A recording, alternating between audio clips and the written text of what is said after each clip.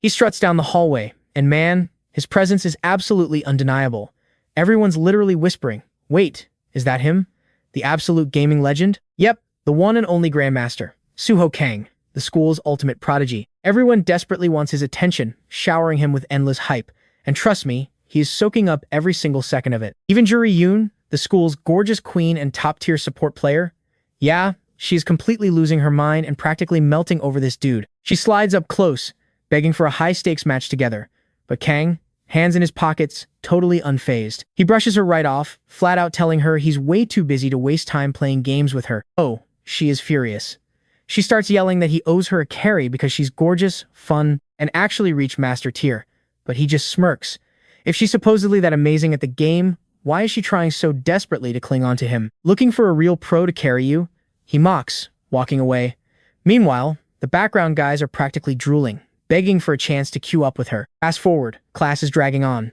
Kang gets bored, suddenly stands straight up, and drops the most obvious fake excuse. He claims he needs the nurse, but instantly ditches that route. Instead, he sneaks off to the computer lab to grind practice for the massive upcoming tournament. But wait, someone beat him to it. A quiet kid with black hair is already clicking away. They lock eyes, totally busted, and quickly agree to keep their mouths shut. And Kang notices something. This random kid is logged into the exact same game, and just like that, an idea sparks. Despite the kid using absolute garbage tier school equipment, Kang challenges him to a one-on-one duel. He glances at the kid's screen basic starter character. He thinks this will be a total joke. The duel kicks off, but suddenly, the score hits 10-0, and the kid casually logs off. Plot twist. Kang was the one who lost 10 times in a row. Absolutely demolished. He's sitting there, mind completely blown. An unranked newbie with a garbage mouse? Impossible. Kang is a grandmaster. This can't be some random guy. He instantly searches the username, and his jaw drops. This? Nobody? He's secretly a legend, ranked the absolute peak of the game. Get this, he barely even plays, and crushes it on the American server with unplayable, sky-high ping. Obviously, this absolute beast is our main character, Du-Yun. But sadly for him, Kang is now completely obsessed. Du-Yun tries sneaking home, but guess who's waiting? Kang. After relentless begging, and I mean, this guy simply will not take no for an answer. Du-Yun finally caves. Boom. They hit a high-end internet cafe. Du-Yun is mind blown by the buttery smooth graphics. But out of nowhere, a girl shows up, looking for attention. Judging by Du-Yun's reaction, he's definitely interested. But her eyes are glued to Kang. Obviously, she assumes the flashy blonde prodigy is the ultimate carry here. She even talks trash when she spots Du-Yun's level 22 account. Kang just smirks, telling her to trust the process. They boot up the game. She locks in as master rank support. Kang locks in grandmaster damage. And our boy looks like absolute dead weight. The match begins. Classic battle arena style. Meanwhile, Du-Yun is just staring at the screen, totally mesmerized by the beautiful high-end graphics. It's a chaotic, fast-paced mode. Everyone charges. Kang instantly dives deep, unleashes a massive combo, and secures first blood. The enemy team immediately flanks to assassinate the support. Perfect time for our main character to pop off. Except, he's playing like absolute trash. Why? The premium keyboard hotkeys are completely throwing off his muscle memory. Realizing his mistake, his eyes narrow. Time to lock in. We see the epic comeback? Nope. Hard cut right to the next day in the classroom. Du-Yun casually mentions some old gaming buddies to Kang. Nearby, a cute girl overhears, turns around, and literally starts hiccuping from pure shock the second she sees his face. I would bet 100 grand she's exactly the mystery friend who used to queue with him. Later at home, Kang drops a massive invite. A high-stakes tournament. The perfect chance to win cash for a real gaming rig. Online, lower-ranked players are already crying about the insane skill cap. Because of that hype, the tournament organizers knew they struck absolute gold. With legendary players joining left and right, this event was destined to break the internet completely. We're talking a roster stacked with heavyweights, but our duo had a massive problem. Du-Yun, preparing to pair up with Kang, somehow got slapped with a measly platinum rank during placements. This whole showdown, organized by the famous streamer, Suobot9000. The ultimate stage was perfectly set for our guy. Sure, it wasn't a global championship, but it was the very first of its kind in Korea. Du-Yun was definitely sweating the details, but then he saw it $1,000 grand prize. Split 5 ways, that's $200 each. Exactly what he needed to trash that awful starter mouse and upgrade his setup. But to get paid, they actually had to win. And for Kang, the fact Du-Yun even doubted their victory was a straight-up insult to his pride. He practically screams with confidence. The only thing holding Du-Yun back was that garbage computer. Victory is guaranteed. Feeling that insane energy, Do-yoon's blood starts pumping. He is totally fired up. But wait, there's a catch. Registration requires a master rank minimum. Looks like our boy needs to grind some hardcore ranked matches right now. With everyone fueling the hype train, Do-yoon can practically feel that cold, hard cash already sitting in his hands. Later that night, Suo was just chilling at his place, scrolling away, when a message popped up. Jury wanted to grab a movie this Saturday and maybe run some Cbon matches afterward. He just tossed his phone on the bed, completely exhausted by her endless notifications. His mind was elsewhere. He was just hoping Do-won had finally hit that high tier. Suo was practically buzzing with excitement to see the guy's win rate. In his head, our boy had definitely smashed his way into the master tier by now. But reality check. Staring back at the blonde was a shiny platinum badge. Yeah, absolute cringe level unlocked. Trembling and bracing himself for the ultimate roast, Do-won suddenly flinched as Suo yelled out, "Man, our protagonist was looking absolutely crushed that afternoon." Suo totally shifted gears to hype man, promising that ranked queues are always brutal. They still had time to climb before the weekend hit. Honestly, it made zero sense. With Do-won's insane mechanics, tearing through those ranks should have been an absolute breeze. Then the truth dropped. 5 wins, 5 painful losses. At that exact moment, Suo literally could not even make eye contact with him. But instead of wallowing in self-pity or losing his nerve, Do-won locked in. He was going to grind daily until he crushed it. He couldn't disappoint his friend. Cue the montage of an all-night, hyper-focused gaming marathon. But the next morning, boom. The boys woke up to a massive shocker. After surviving all those sweaty lobbies, our guy actually deranked. Dropped straight down into gold. While Jury was practically dying of laughter in the background, Suo was running the mental math. What went wrong? Here is the brutal reality. Registration closed in exactly 4 days. Forget winning at this rate. They wouldn't even qualify. Our boy felt absolutely terrible, and honestly, Suo was panicking too. Usually, Korean gamers are total beasts at esports, pushing the server's skill ceiling through the roof. First-person shooters, totally different territory. That is where the Western players completely dominate the field. Keeping that in mind, Suo was completely baffled. How was his buddy getting completely destroyed by total rookies? For a split second, he actually wondered, was this guy using cheats before? But no, scratch that. He pushed the thought away, just desperate to solve this crazy mystery. Out of nowhere, our protagonist just apologized. Suo had hyped him up as a top-tier partner, but now, he felt like a complete fraud. He admitted that maybe dreaming way too big was his only actual skill. Hearing him talk himself down like that, the blonde was not having it. He snapped right back, reminding our hero that he already witnessed his true potential firsthand. That is exactly why he dragged Do-won straight to the cyber cafe after class. He needed eyes on the screen. Once they grabbed their seats, our guy geared up to queue. Suo hit the brakes immediately.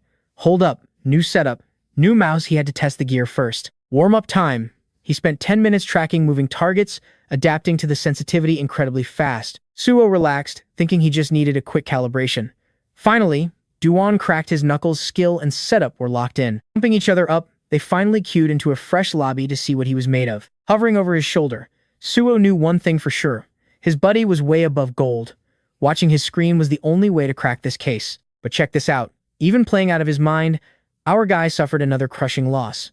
Surprisingly, Suo looked way more stressed than the player. Actually, the blonde was absolutely terrified. The truth hit him like a truck. Perfect internet and high-end specs couldn't fix this fatal flaw. Issue number 1, voice comms.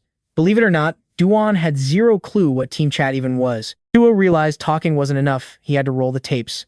And yeah, he had to explain the replay feature too, because our guy had no idea his matches were recorded. Loading up the video, the very first thing that happened, he said hello to his squad right at spawn. Boom. Mistake number 1. Our boy was totally confused. What was wrong with just saying hi? Do-won innocently asked if having basic manners was illegal now. He completely missed the point. This wasn't about being nice. Look, the objective is to secure the payload and win. But the reality? People log on for totally different reasons. You have your hardcore tryhards sweating for victory, and then players who literally could not care less. You got the tourists treating the map like a nature hike, and the fashion models swiping credit cards just to look cool in spawn. But the absolute worst plague on the server? The griefers. Absolute menaces who only log in to ruin everyone else's day. But yeah, he was tanking his rank purely because of these toxic players. To prove his point, Suo makes him watch the screen super closely. Exhibit A. The hungry guy goes away from keyboard to grab snacks the exact second the round starts. Next up, the ultimate doomer, typing good game and giving up before the barrier even drops. Then you have the DJ. Open mic, blasting terrible music like it is a stadium concert while the others complain about food or cry about losing. And the fourth guy, moving his mouse every 60 seconds just to avoid getting kicked. So, with 20 seconds on the clock, our hero tries communicating. Instead, he watches all four teammates instantly lock and damage heroes. Trying to save the team, he swaps to a healer. Absolute fatal error. Duan thought they needed heals to survive, but Suo just shook his head. They were dead weight from the start. That toxic pessimist? He literally just charged straight into the enemies, got absolutely annihilated, and started blaming the support. Meanwhile, one troll is snacking, and the rest? Literally just hiding. Oh, and let's not forget the music, troll, syncing, dance emotes to the beat. To actually win, you need tanks, supports, and damage dealers working together. A perfect balance is the only way to clutch those victories, but you've got to sweat for it. The skill gap between top tiers and the low ranks? Completely insane. That's why our guy says the protagonist is stuck forever unless he steps up. Hearing this, Duian hesitates. He asks the ultimate question: what happens when the team starts being intensely toxic on voice chat? Duo's answer: just mute them. Duian looks completely confused, so the blonde breaks it down, pointing out how our boy dominates even on support. Think about it. Back when he played on the North American server, he couldn't talk to a single teammate. Complete language barrier. So Suo asks him, how did you survive back then, hitting him right in the nostalgia? The truth? He just spammed the 5 English words he actually knew, and that is the exact vibe. Just block out everything not game-related. Play your role. Do what it takes, completely ignoring their opinions. Suo looks him dead in the eye. Do you want to win? Deep down, he does. Give him a real chance to fight, and he would absolutely crush it, put him on damage, and he'd flip this entire game upside down. It finally clicked. After days of absolute torture grinding in this toxic rank, he realized something. He was genuinely the best player in the lobby. No ego boost here, just pure facts. But wait for it. He queues up again, and guess who he runs into?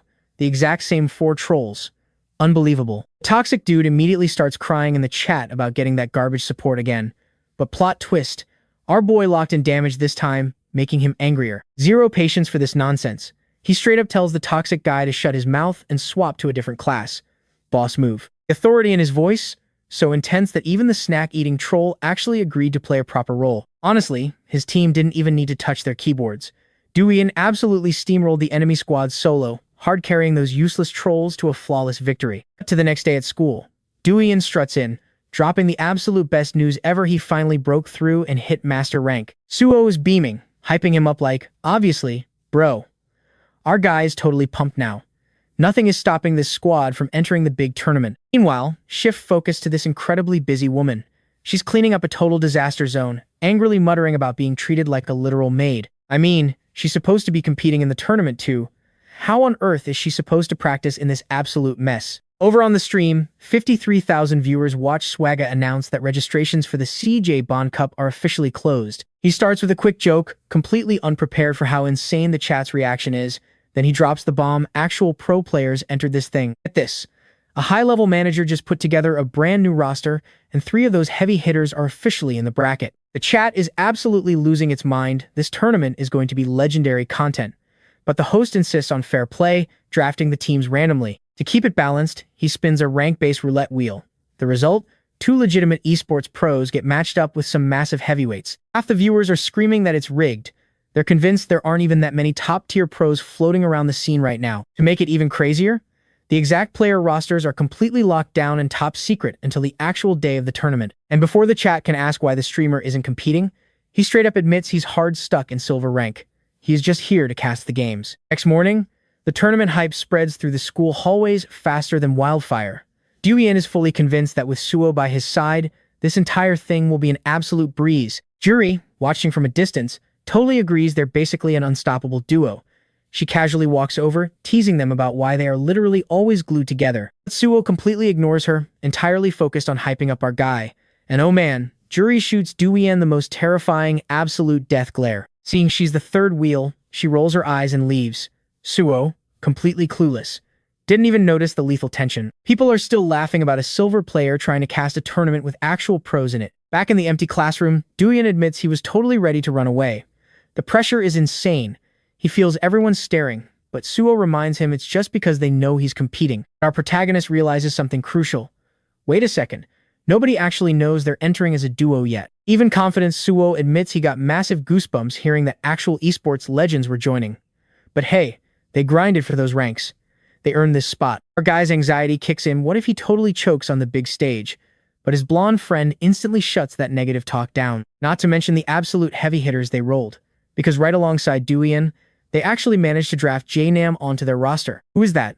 Only an absolute gaming god who dominated multiple pro leagues. Having a veteran like that on the team gives Duian a massive wave of relief. See? That's why Suo told him to relax. But here is the terrifying catch. With two pros in the lobby, it heavily implies the legendary Minho Du is drafted onto the enemy squad. This guy, he played in the exact same pro league as J-Nam, but absolutely terrorized everyone as the #1 undisputed champion. He's so insanely overpowered that Duian's attacks might not even scratch him. But Suo, he definitely wasn't going to drop that massive reality check right now. After all, our boy was already fighting his own nerves. He's naturally a quiet underdog, and destroying his confidence before the match? Not happening. It took months of sharing a classroom for Suo to finally talk to Duian. The guy was basically a ghost always hovering on the edges, completely closed off. And honestly, Suo still couldn't figure out why he hid himself away like that. That total lack of confidence completely chains him down. A bit later, Juri is gaming hard when someone catches her eye. Jackpot, it's Suo, and luck is totally on her side. The only empty seats in the entire cyber cafe are right next to hers. Our blonde boy literally has nowhere else to go, so he sits. And Juri, she is absolutely thrilled to finally score some one-on-one time. But right as she's about to make her move, boom, Duian wanders back from the bathroom, ruining the moment. Juri locks onto the poor guy with absolute pure murder in her eyes. He totally loses it. She screams that Suo is an idiot for freezing her out while gaming with Duian daily. Suo panics. He scrambles for a decent excuse, anything to calm her down without leaking their secret tournament plans. Filter? He has none. Sounding incredibly harsh, he bluntly tells Juri she needs to find other gaming buddies because she's just way too clingy. Play with someone else? Not an option for her, she had her reasons. But beg? No way. She storms off, throwing bitter curses at his precious upcoming matches. Honestly, Suo is just left scratching his head. Why does she act so crazy? Whatever. He shakes it off so they can test their new gaming setup, but then a sudden, piercing scream shatters the focus. And wait, that sounds exactly like a girl. Suo sprints over immediately. He finds her completely wiped out on the hallway floor. Did she slip? No, she admits she collided with some guy on her way out. She said sorry, but this jerk, he literally grabbed her and violently shoved her. Suo is absolutely stunned. Before he can even ask why, boom, a whole can of soda gets violently hurled right into his face. While Suo stands there dripping, the guy actually smirks, claiming Juri deserved it for bumping his drink. Processing this absolute garbage, Suo snaps and screams at the punk to grow up. He angrily tries to make this idiot understand you can't just assault people. But then Duian steps up to back his friend. And the second he appears, this crazy bully's face instantly twists into a massive, twisted grin. It had been years since he last saw his favorite victim shaking like that. Xander mocks Duian right away, rudely getting in his face and asking if the loser is still playing his little games. In Xander's eyes, Duian is permanently branded as a loser, so why even bother trying? Heavy tension between them? Yeah, the horrible history is so obvious. Watching this awkward standoff, Suo immediately realizes these two definitely share some dark past. Xander eyes Suo's uniform, wondering if they're actually together. But he immediately laughs it off, brutally stating that pathetic trash like Duian doesn't have real friends. Honestly, Suo is just standing there completely baffled by this guy's massive ego. But fighting a literal psycho? Total waste of energy. Plus, Juri was still shaking on the floor, and Duian looked like he wanted the earth to swallow him whole. So, playing it smart, Suo decides they need to bolt before fists start flying. But wait for it. Out of absolute nowhere, the bully takes a massive hit to the head. Suo and Duian are literally frozen in total shock. The soda can clatters to the floor. Juri actually threw it right back at him. Holding his head, a completely stunned Xander screams, asking if this crazy chick just lost her mind. Juri doesn't flinch. She boldly tells this punk to get lost. She steps up, proudly claiming Duian as her actual friend. And she doesn't stop there, she completely roasts the bully, proving she can bite back just as hard as him. The hallway goes dead silent. They are locked in an intense death stare while everyone barely breathes. But right then, boom, the heavy tension shatters. Xander's phone suddenly starts ringing loudly, totally ruining his intimidating vibe and forcing him to answer. Looking incredibly annoyed, he has to actually step away from the showdown just to hear the voice on the other end of the line. Awkward. Juri was absolutely livid. This coward was really about to just walk away without apologizing. Instead of a sorry, Xander just casually flips her off as he leaves. Juri sees red, while Suo finally breathes a massive sigh of relief. Suo's head was spinning from all the sudden chaos, but whatever clock's ticking. Duian shifts focus right back to their upcoming competition, dragging his blonde friend's attention with him. Fast forward to that afternoon. Juri is incredibly grateful Suo walked her back. He's stressing about her parents seeing that stained, ruined uniform, but she confidently claims she'll invent a perfect cover story. Honestly, she was just incredibly thrilled he actually stepped up. Flashing him a brilliant, bright smile, she waves goodbye. And honestly, Suo finally starts seeing this fierce girl in a completely different, positive way. With Juri safely home, our two boys group up for the walk back. The silence is heavy until Suo finally cracks. He just has to ask who the hell was that absolute psycho. Taking a deep breath, Duane confesses that the bully used to be a childhood friend. Boom! The puzzle pieces snap into place. Suddenly, Suo understands exactly where his friend's rock-bottom self-esteem originally came from. The emotional weight of that dark secret, way too heavy. Making things awkward, the guys end up cutting their goodbyes incredibly short. Later that night, Duian isolates himself in the darkest corner of his bedroom, just sitting there, totally consumed by a storm of bad memories. Flashback time. His earliest memory of Xander, the absolute terror of watching this monster shatter his favorite gaming console with one brutal kick. The worst part? Duian's broken mind actually believed he deserved it for being such pathetic trash. Sunrise, and the day instantly lights up with Juri's gorgeous, beaming smile. Suo checks in about the ruined clothes, but she casually brushes it off. Zero drama with the family. Anyway, today was Juri's turn to clean up, so she grabbed the trash and headed out. Suo was totally hyped, ready to chat with Duian, but wait, where did our main guy go? Completely vanished. Turns out, he was right behind Juri. He calls her name, stepping up to offer some help. But first things first, he genuinely apologizes for yesterday's mess. Juri tries to play it cool, says that jerk wasn't worth stressing over. But our boy noticed the truth. She was literally shaking like a leaf. Duian gently took her cold hands. They were trembling non-stop, and right there, her tough front completely shattered. Tears instantly flooded her eyes. She finally breaks down, admitting she'd never experienced anything so terrifying before. Hearing this, Suo suddenly realizes just how serious this really was. Fast forward a bit. Duian sinks into his gaming chair, slides on his brand new headset, and completely locks in. Time to game. Suo's already logged in, asking how the new gear feels. Duian thanks the blonde for letting him borrow it, though Suo acts like it's absolutely nothing. Duian, using voice chat instead of typing, still feels super awkward, but Suo laughs it off.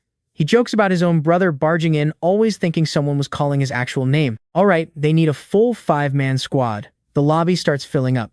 3 guys connect. First up, Spellboy, sitting at a solid Grandmaster rank. Next up is K9, ranked legend. And finally, the super famous Nam, also a top-tier legend. The voice chat absolutely explodes with hype greetings. But wait, Suo suddenly remembers that Xander is also at the cyber cafe today. It hits him. He might actually be facing off against him tonight. Pushing that worry aside, our blonde boy's eyes practically sparkle. Why? Because his absolute idol, Nam, is right here.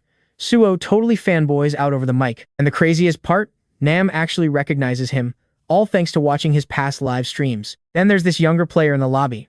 When he finally speaks, Suo is completely shocked by his incredibly deep voice. Being the last to speak up, Suo cautiously says hello, low-key expecting it to be Xander. But after feeling out the guy's super relaxed vibe, the blonde completely drops his guard. He keeps things friendly, finally breathing a massive sigh of relief. The tension is totally gone. Right on cue, a new voice demands everyone's attention. Enter the big boss. The massive streamer who actually organized this entire tournament just logged in. Spellboy is literally starstruck, treating him like a walking legend. The streamer calmly goes around, warmly greeting the entire lobby. After showing Spellboy some major respect, he formally welcomes our main guy. He drops a massive thank you, admitting this event would totally flop without their elite skills. He tells Spellboy to make his first pick. You can practically feel the kid vibrating with pure excitement right now. Suo privately asks our boy if he's getting nervous, telling him to just breathe. Nam overhears and asks if they're close. The blonde proudly replies, "Yeah, we're high school buddies." The pro finds that absolutely wild, mostly because he actually brought a buddy along too. Switching back to the streamer, he announces a custom training lobby is ready. They will face off against 5 other serious contenders. And the insane plot twist? Nam's friend is on that enemy squad. Suo's jaw literally hits the floor because that mysterious friend is the legendary Yi Ha. He knew 3 professional players had registered, but he never expected her to show up. Meanwhile, the pros are just casually catching up like it's no big deal. A frustrated groan slips through the mic about Nam competing alone. This instantly sparks curiosity, since they're obviously sharing the same room. Whatever the case, Suo is insanely hyped. He desperately wants to go pro someday and join their legendary squad. He totally expected to just watch from the sidelines, but the streamer tells everyone to have fun and officially launches the epic match. On our hero's squad, Spellboy instantly takes charge, asking everyone to call out their roles. Nam quickly follows up, wanting to know everyone's main strengths. Zero hesitation. Suo and the shorter guy instantly lock in as tanks to protect the frontline. K9 instantly snags the damage dealer role, while Duian quietly hesitates. Nam raises an eyebrow. Why is the lowest ranked guy in the lobby taking forever to choose? So, the pro pulls up our guy's match history. One look, and he is absolutely mind blown. A few seconds pass, and Nam quickly asks if he's running tank or pure damage. Spellboy scoffs, finding it crazy the low rank gets priority pick. But Nam firmly reminds everyone that this is just a casual warm-up. Gaining a quick boost of confidence, our boy finally locks in as a damage dealer. Cool as ice, Nam immediately selects the support role to anchor the team's backline. Knowing the enemies are tough, Nam declares zero time for messing around. He quickly asks who will be their main tank. Spellboy immediately volunteers, absolutely radiating hype. He claims the frontline duty. And honestly, once his massive in-game avatar spawns, you can tell this guy is an absolute monster. The enemy squad immediately marks him as target number 1. Down to brawl, Spellboy charges forward, looking like an absolute savage ready to devour everything in his path. But naturally, under their heavy focused fire, both his health bar and his bold confidence begin to shrink extremely fast. Right when he's about to die, a massive heal hits him. It's Nam, casting god-tier support magic safely from the backline. Our boy yells over the mic. He tells Spellboy to stop worrying about his health, because they've got his back. Empowered, the monstrous tank explodes forward with absolutely terrifying force. Immediately, the damage dealers tuck in right behind his massive shield, ready to unleash pure destruction. But Spellboy doesn't just block. Holding the front line, he throws an earth-shattering punch. Boom! He literally deletes an enemy player from the map with sheer, ridiculous power. Top-tier players, absolutely stunned, trying to process that absolute bloodbath. Suo tosses Nam a quick thanks for the heals, but insists they've got things covered. Spellboy, on the other hand, completely different energy now, ready to wipe the floor with everyone. And there's Yiji. She's sweating bullets, visibly stressing over how this whole thing is playing out. She's grinded ranked with K9 before, who's currently surrounded by major pro team rumors. But get this, she isn't nervous about Spellboy. It's that guy in the back, a basic master player who somehow possesses straight-up godlike strength. Flashback time. Near the allied crystal, an enemy sneaks right up behind Nam. The pro player totally misses the ambush, but then, bam, someone intercepts with a massive combo, blasting the intruder back. And yep, that someone was Duan. Back in the present, the squad resets. Suo is practically screaming, hyping our protagonist up. But Nam, he's side-eyeing him hard. The streamer feels that exact same suspicion. I mean, look at that insane performance. Hard not to think he was flexing his true rank. Post-match stats drop, and sure, everyone did great. But Duan completely stole the spotlight. 17 kills, 0 damage taken, absolute perfection. Spellboy is absolutely glowing with pride, while K9 just sits in dead silence, thinking. Suo physically picks our protagonist up, yelling about how he hard-carried the entire match. But Duan just humbly credits the team's synergy, a wholesome vibe they all absolutely love. Changing the subject, Spellboy asks if the pro still wants to switch roles now. Nam pauses, then flat-out refuses. He wants to keep the current lineup. Jaws drop. Everyone is literally scratching their heads over this. Spellboy instantly protests. He's a legend tier. He can't just let a random master player handle the main damage spot. It obviously makes way more sense for the pro to play offense, right? Because that's where the real action happens. But Nam shuts that down fast. Duan handled that intense pressure like an absolute veteran. Wrapping up, the streamer congratulates the lobby, admitting they completely blew his expectations away. He goes out of his way to hype up the damage dealers and tanks, who frankly played amazingly. He jokes that as a hard-stuck silver himself, he'd get absolutely destroyed in a game like this. But then, the mood shifts. He stops the party to ask one question. Looking dead at our boy, the streamer states he knows Duan isn't actually a master rank. Dead silence. Jaws hit the floor. Suo tries to defend his friend, but the streamer instantly cuts him off. He demands to hear the truth directly from the protagonist, which, for an introvert, absolute nightmare scenario. Suo is desperate to intervene. Before things escalate, Duan drops the truth. This account? It's registered under his real name. It is absolutely not a burner. Plus, he isn't using any shady hacks, nor has he been intentionally throwing games. Hearing this, the streamer instantly demands the full story. Taking a breath, our protagonist explains everything. He originally started out on the North American servers, and only just migrated over to Korea. The streamer leans in. What was his rank over there? Without missing a single beat, the boy answers calmly. He was a legend. The pros barely react, but Spellboy? He is completely paralyzed by pure shock. You could hear a pin drop. Finally, the streamer connects the dots. Meanwhile, Suo is sweating, desperately trying to figure out how Duan doesn't get disqualified right now. But get this, instead of punishing him, the streamer finds this backstory absolutely incredible. In his eyes, this clip is going to absolutely nuke social media algorithms. We're talking millions of guaranteed views, which is pure gold in this industry. Suo nervously asks if they are in trouble. The streamer casually waves it off, zero issues, since Duan never intended to break tournament rules. Speaking of luck, he drops some good news.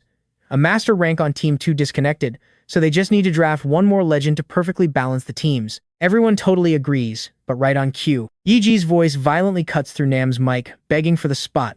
The streamer laughs, declaring he'll randomly pull someone from the reserves. Surviving that intense roller coaster, Suo looks at his friend, lets out the biggest sigh ever, and traps him in a relieved hug. Before they can even chat, the organizer gathers the winning squad to hand out their special reward. A highly exclusive, custom skin. Duan's mind is absolutely blown. His inventory was completely empty before this. The streamer then sincerely thanks the squad for elevating his tournament. He is genuinely hyped that this event blew up like crazy. That's exactly why he commissioned official, custom-designed uniforms for every competing team. Bam! The protagonist's clothes suddenly erupt in bright gold. Automatically, without lifting a single finger, this epic skin applies directly to his avatar. Naturally, since it's a team uniform, that same glorious golden transformation hits every single squad member. Spellboy thinks the fit is fire, while Suo jokes Duan can finally ditch that default white outfit. Everyone is absolutely hyped about it. Meanwhile, Nam is deeply analyzing Duan's account. Hitting pro-level metrics in just 40 games, he turns to his brother Minho, asking if those flawless stats seem too wild. They boot up the replay of the final match, slowing it down, measuring everything to 9/10 of a single millisecond. Right there, Duan had a reaction. In exactly 20 milliseconds, a practically impossible window, our boy flawlessly locked onto his target. At reaction speed, Nam stares at the screen. That is way too fast to be humanly possible for anyone. Period. Add the fact that he was a total North American legend casually dominating the Korean servers. Insane. So our guy stands up, rallying his brother and a super bummed out Yiji for some grub. Seriously. She was dying to flex her skills in the upcoming tournament, but fate? Yeah, it had other plans. Still, Minho's mind was somewhere else, completely obsessed with this mysterious new wildcard psychop. Boom! The protagonist and Spellboy take off like absolute rockets, sprinting until the short guy catches wind of an incoming threat. Seeing the crosshairs locked on our hero, he desperately tries screaming out the enemy's position, but panic sets in, and well, absolute disaster strikes first. I'm out. Nam hits pause and drops some actual mentor wisdom.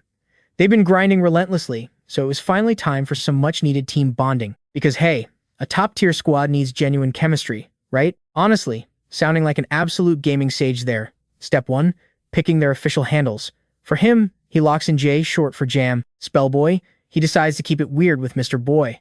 And K9 just sticks with K9. And there's Suo, stepping up with the handle Aegis. When the crew looks confused, he explains the English pronunciation. You know, Aegis, the legendary shield of Zeus. He spells it out, Aegis, hitting that G hard. Duam's eyes light up. Absolute peak naming right there. Even Mr. Boy finally wraps his head around it. But get this, Suo reveals his real name actually means to protect in Korean. Perfect synergy. Ironic, right? Since the guy's a pure DPS player. But whatever, Aegis definitely fits his vibe perfectly. But then, we hit the Psychop situation. The dude is literally shaking.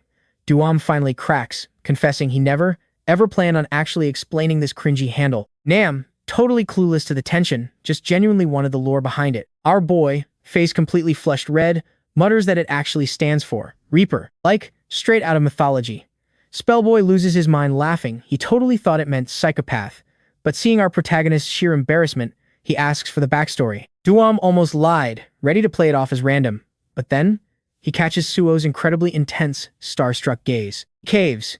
He admits his real name means guiding people, so he combined it with Reaper, edgelord symbolism to mean guiding people to death. Suo totally gets it. We've all been there, right? Scouring random dictionaries just to find that one edgy, foreign-sounding word to make our gaming handles sound absolutely god-tier. It's a universal struggle. Taking all that sweet lore in, Nam just gently nodded, simplifying the whole edgy backstory. Flash forward to morning. Suo casually calls him Reaper, and Duam, visibly dying inside. The cringe is just too much. Suo decides to just keep using the original nickname, but suddenly ding. A massive wave of notification sounds interrupts them. The internet is absolutely exploding. Every gaming forum is going completely nuts because a massive spike in tournament competition just dropped. And honestly, Suo completely expected this chaos. Over on Team 2, a player we'll definitely focus on later was making waves, Minnow, rocking the handle Domino. Suo actually finds this hype pretty intimidating. Still, he forces a smile, banking on our main guy's strength, though he stays quiet, terrified he's dumping way too much pressure onto his friend's shoulders. But surprisingly, Duam isn't even trembling anymore. Seeing that rock-solid confidence absolutely hypes the blonde kid up to the max. Suo just knows Xander is bound to appear. And speaking of the devil, our protagonist points right at the roster, revealing that Xander's playing under the handle Nalus. Honestly, Duam already predicted that arrogant freak would crash this exact tournament from day one, but despite his bold new aura, he confesses the harsh truth. He's terrified.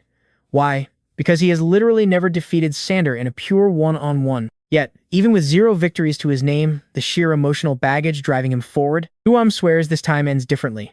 Looking at his burning eyes, the blonde completely trusts his absolute resolve. Sure, this rival is an absolute monster, but CI Bond isn't some solo ego trip, it's a team game, and synergy is everything. Cut to the school gates. The crowd spots Suo and instantly swarms him, desperately asking if he's actually entering the cup. Engulfed by the chaotic mob, our guy gives a confident nod. He's officially in.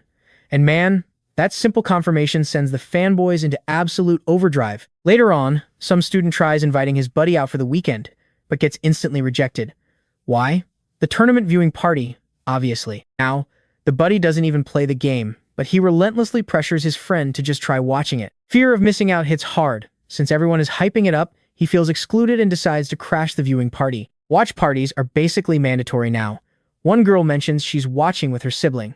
Her friend instantly perks up. Wait, the sister who is actually famous in the gaming scene? She just grins and nods. Naturally, the friend asks if she actually plays the game herself. Nope, she's strictly a spectator. Watching is where the real thrill is at. But suddenly, she realizes she's standing completely alone, lost in her own fangirl thoughts about our protagonist's upcoming match. Meanwhile, jumping straight back into the digital arena, Spellboy side-eyes our hero. You good man? Because you look completely terrified. Jay checks if the squad is prepped, but Duam, man looks ready to literally pass out. Leader double-checks on their so-called Reaper. Suo quickly covers for him, explaining that the insane school hype has his nerves completely fried to an absolute crisp. Stepping up, he grabs the trembling protagonist by the shoulders. He tells Duan to shake off those nerves and just go all out. Honestly, his smooth talking completely wins the blonde over. Right then, the host drops an update. The stream officially kicks off at 3 p.m. Everyone just nods they are locked in. 3 p.m. finally hits across Korea. And bam! Ben introduces himself to the crowd as Swagbuzz 9000. The hype is absolutely unreal as he launches the broadcast. This is it. The main event of the very first PC Bond Cup. All over the country, thousands of fans are synced up. Even that gamer girl's sister is glued to her screen, waiting for the action. Though, he's looking pretty stressed out. But back on stream, Swagbuzz drops a huge surprise he brought in a co-caster, and he proudly welcomes the absolute legend himself. The iconic game commentator, Yumpo Kim. This guy went from famous streamer to top-tier pro commentator. He is definitely bringing that hype energy. Viewers are absolutely stunned. Nobody expected this insane level of professionalism for a sudden online tournament, but then they see the rosters. Absolute shocker, 3 legendary players on each side. Naturally, Yumpo questions, why call it a tournament for just one single match? Instantly salty, Swagbuzz snaps back. He claims Yumpo would already know the exact answer if he actually watched his live streams. Turns out, every time he tried playing, he got completely destroyed. Like, embarrassingly wrecked. He got so tilted that he offered $1,000 to anyone actually good. Someone made a poster, it blew up on the forums, and suddenly everyone was hyped. Completely unplanned, pure chaos from the start. But that crazy origin story led right to this exact moment. Leaving the past behind, the casters shift focus to the game, kicking things off by interviewing Team 1's captain. Back at home, that schoolgirl's sister practically loses her mind when she sees him. Honestly, that charming smile of his just hits totally different. Yumpo even admits Nam is the main reason they broke viewership records today. The caster immediately puts him on the spot regarding Minho. Having to drop a sudden statement catches our boy completely off guard. But instead of playing the nice guy, Nam goes full savage, declaring Team 2 is getting crushed, leaving both casters totally speechless. The guy taking the most emotional damage from this? Duan. He literally drops to his knees, sweating bullets from the insane pressure. Let's talk about the game Psionic Vagabond. Set in a brutal, dystopian future, we literally see a girl sprinting for her life until a stray bullet grazes her cheek. Close behind her, the sniper who took the shot, plus a lethal samurai totally ready to end it all. Suddenly, an enemy drops from the sky. A sword-wielding girl lines up a fatal strike. The blade is inches away, and then, boom, her eyes light up with an eerie glow. In a split second, she completely vanishes into thin air right before them. The samurai's blade slams into the pavement, carving out a massive crater. When the dust finally settles, the attackers are totally lost. They search everywhere, but they are never going to find her down there. Why? Because she just teleported straight to the rooftop. In this crazy game world, some people have ESP. We are talking insane supernatural abilities like telekinesis or straight-up teleportation. With massive, game-changing resources constantly up for grabs, rival player gangs use these crazy powers and special crystals to conquer territory and completely dominate the entire map. But here is the catch. Regular fighters also join the bloody brawl using traditional weapons. Psionic Vagabond is basically an endless, chaotic turf war between humans and superhumans. According to Yumpo, this creates insane, blood-boiling rivalries between the factions. The superhumans, they flex flashy, insanely fun abilities, but their actual damage output is honestly kind of low. Regular humans, though, they hit like an absolute truck, but lack slick mobility. That is exactly why the superhuman classes mostly play tank or support roles. Getting back to the match, Yumpo predicts most pros today will actually pick the heavy-hitting normal classes. But Swagbuzz keeps strategies secret. Instead, he checks with Team 1's captain, who's grinning ear to ear. The online forums are treating Nam like an absolute rock star. Even the host is super curious about his insane confidence. The dude casually mentions he's a huge fan of the streams and thought competing would be a blast. Changing gears, Yumpo asks about their team chemistry. Nam promises they have a completely stacked roster and guarantees the viewers are in for an unbelievable show. Swagbuzz presses further, super curious about who will actually grab MVP in this match. And completely out of nowhere, Nam shouts to the entire broadcast, "Keep your eyes glued on Psychop." Cut to our protagonist. His face says that all the pressure is absolutely crushing him. Swagbuzz brings the focus to Minho.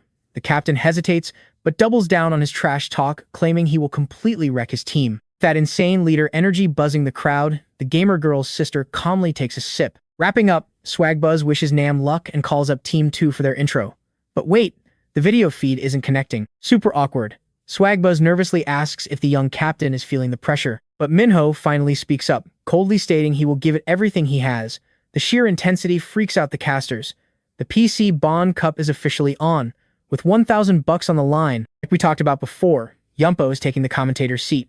So Swagbit wastes absolutely no time calling Team 1 up to the stage. Rocking their official gear, the hype in the room is unreal.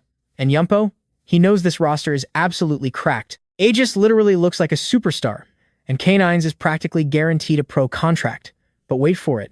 Our main character, a legit master rank, is standing right there with them. Am's already warned everyone to keep their eyes glued to him. So yeah, flying under the radar? Not happening. To top it off, they give a massive shout out to Spellboy for his ranked grind. The poor guy literally starts crying. Moving on from Team 1, the second squad steps up. And guess who gets the first spotlight? That absolute menace from before. Standing right across from Duian is none other than his former friend, Xander Jung. It's been forever since they last crossed paths. Now, a brutal clash is inevitable. And this time, our boy isn't retreating an inch. But hold up. Right before the countdown, Neopulus drags our protagonist aside for a quick word, leaving Duian standing there, completely lost and sweating bullets. One single glare from Xander, that's all it takes to freeze his blood solid. Suo immediately spots the panic. He checks if his bro is having pre-game jitters, even tossing out a joke about hitting the restroom before the timer hits 0. Classic best friend behavior. Dead silence from Duian, so Suo nudges him harder to spit it out. Finally, hands literally trembling, our hero admits Xander just sent a chat request. He desperately asks for advice. He knows ignoring it will just make Xander explode, but dealing with that toxic energy right now? No thanks. Suo instantly gets ticked off. He knows exactly what this is, a cheap psychological trick to sabotage his friend's focus before the big match. The blonde player says it's a no-brainer. Just leave the request on read and ghost the guy. He won't force him, though. But someone else definitely will. Suddenly, a familiar voice rings out. Look who it is. Jury just showed up right where our hero is prepping for the ultimate showdown. She teases him right away, calling it a crazy coincidence and playfully asking if he's secretly stalking her or something. Our guy completely panics and denies it instantly. Too funny. She just drops into a seat, laughing and saying sorry for the joke. She totally knew he was competing here the whole time. Then things get serious. She confirms he's playing today and points out that a certain somebody is demanding a chat. She's honestly just curious if he'll click accept. But the moment Duyan drops Xander's name, she pauses. Wait, who is that again? And it clicks. Her eyes widen as she remembers the absolute creep who shoved her at the internet cafe. Are you two actually friends? Duyan shuts that down immediately. Without hesitating, she literally grabs his mouse and slams the reject button herself. Suo is just watching this whole thing with a massive smirk. But wait, ding! Another request from Xander. Duyan's anxiety absolutely skyrockets. They hit decline. Ding! Again. Decline. Ding! This toxic dude just will not take no for an answer. Jury is practically spamming the reject button now. It's ridiculous. But even after what feels like forever, the guy is acting like a complete psycho stalker, relentlessly blowing up his notifications. Time is running out before the match starts, and now Suo is actually stressing out too. Jury? Oh, she is completely fed up. She promises to teach this punk a lesson he won't forget, and her plan is savage. Flashing an incredibly wicked smile at our guy, she gives him the nod to finish this exactly how he wants. He's totally lost, so she literally shoves him forward. Just say something. She promises to back up whatever move he makes. Meanwhile, in Xander's booth, he's still desperately spamming invites. It's actually insane. The idiot genuinely doesn't understand why Duyan is avoiding him. Suddenly, boom, connection accepted. A wave of relief washes over Xander's face. The second the lobby opens, Xander instantly shows his true colors. He immediately calls Duyan a pathetic loser. But our boy, he just casually drops a middle finger emoji in the chat, and then disconnects immediately. Xander is left sitting there, completely paralyzed by that absolute disrespect. Duyan doesn't even blink. He just hits block ice cold, like a total boss. This kind of defiance is totally new for Xander. It takes a solid second to process, but when it finally hits, Xander absolutely loses his mind with rage.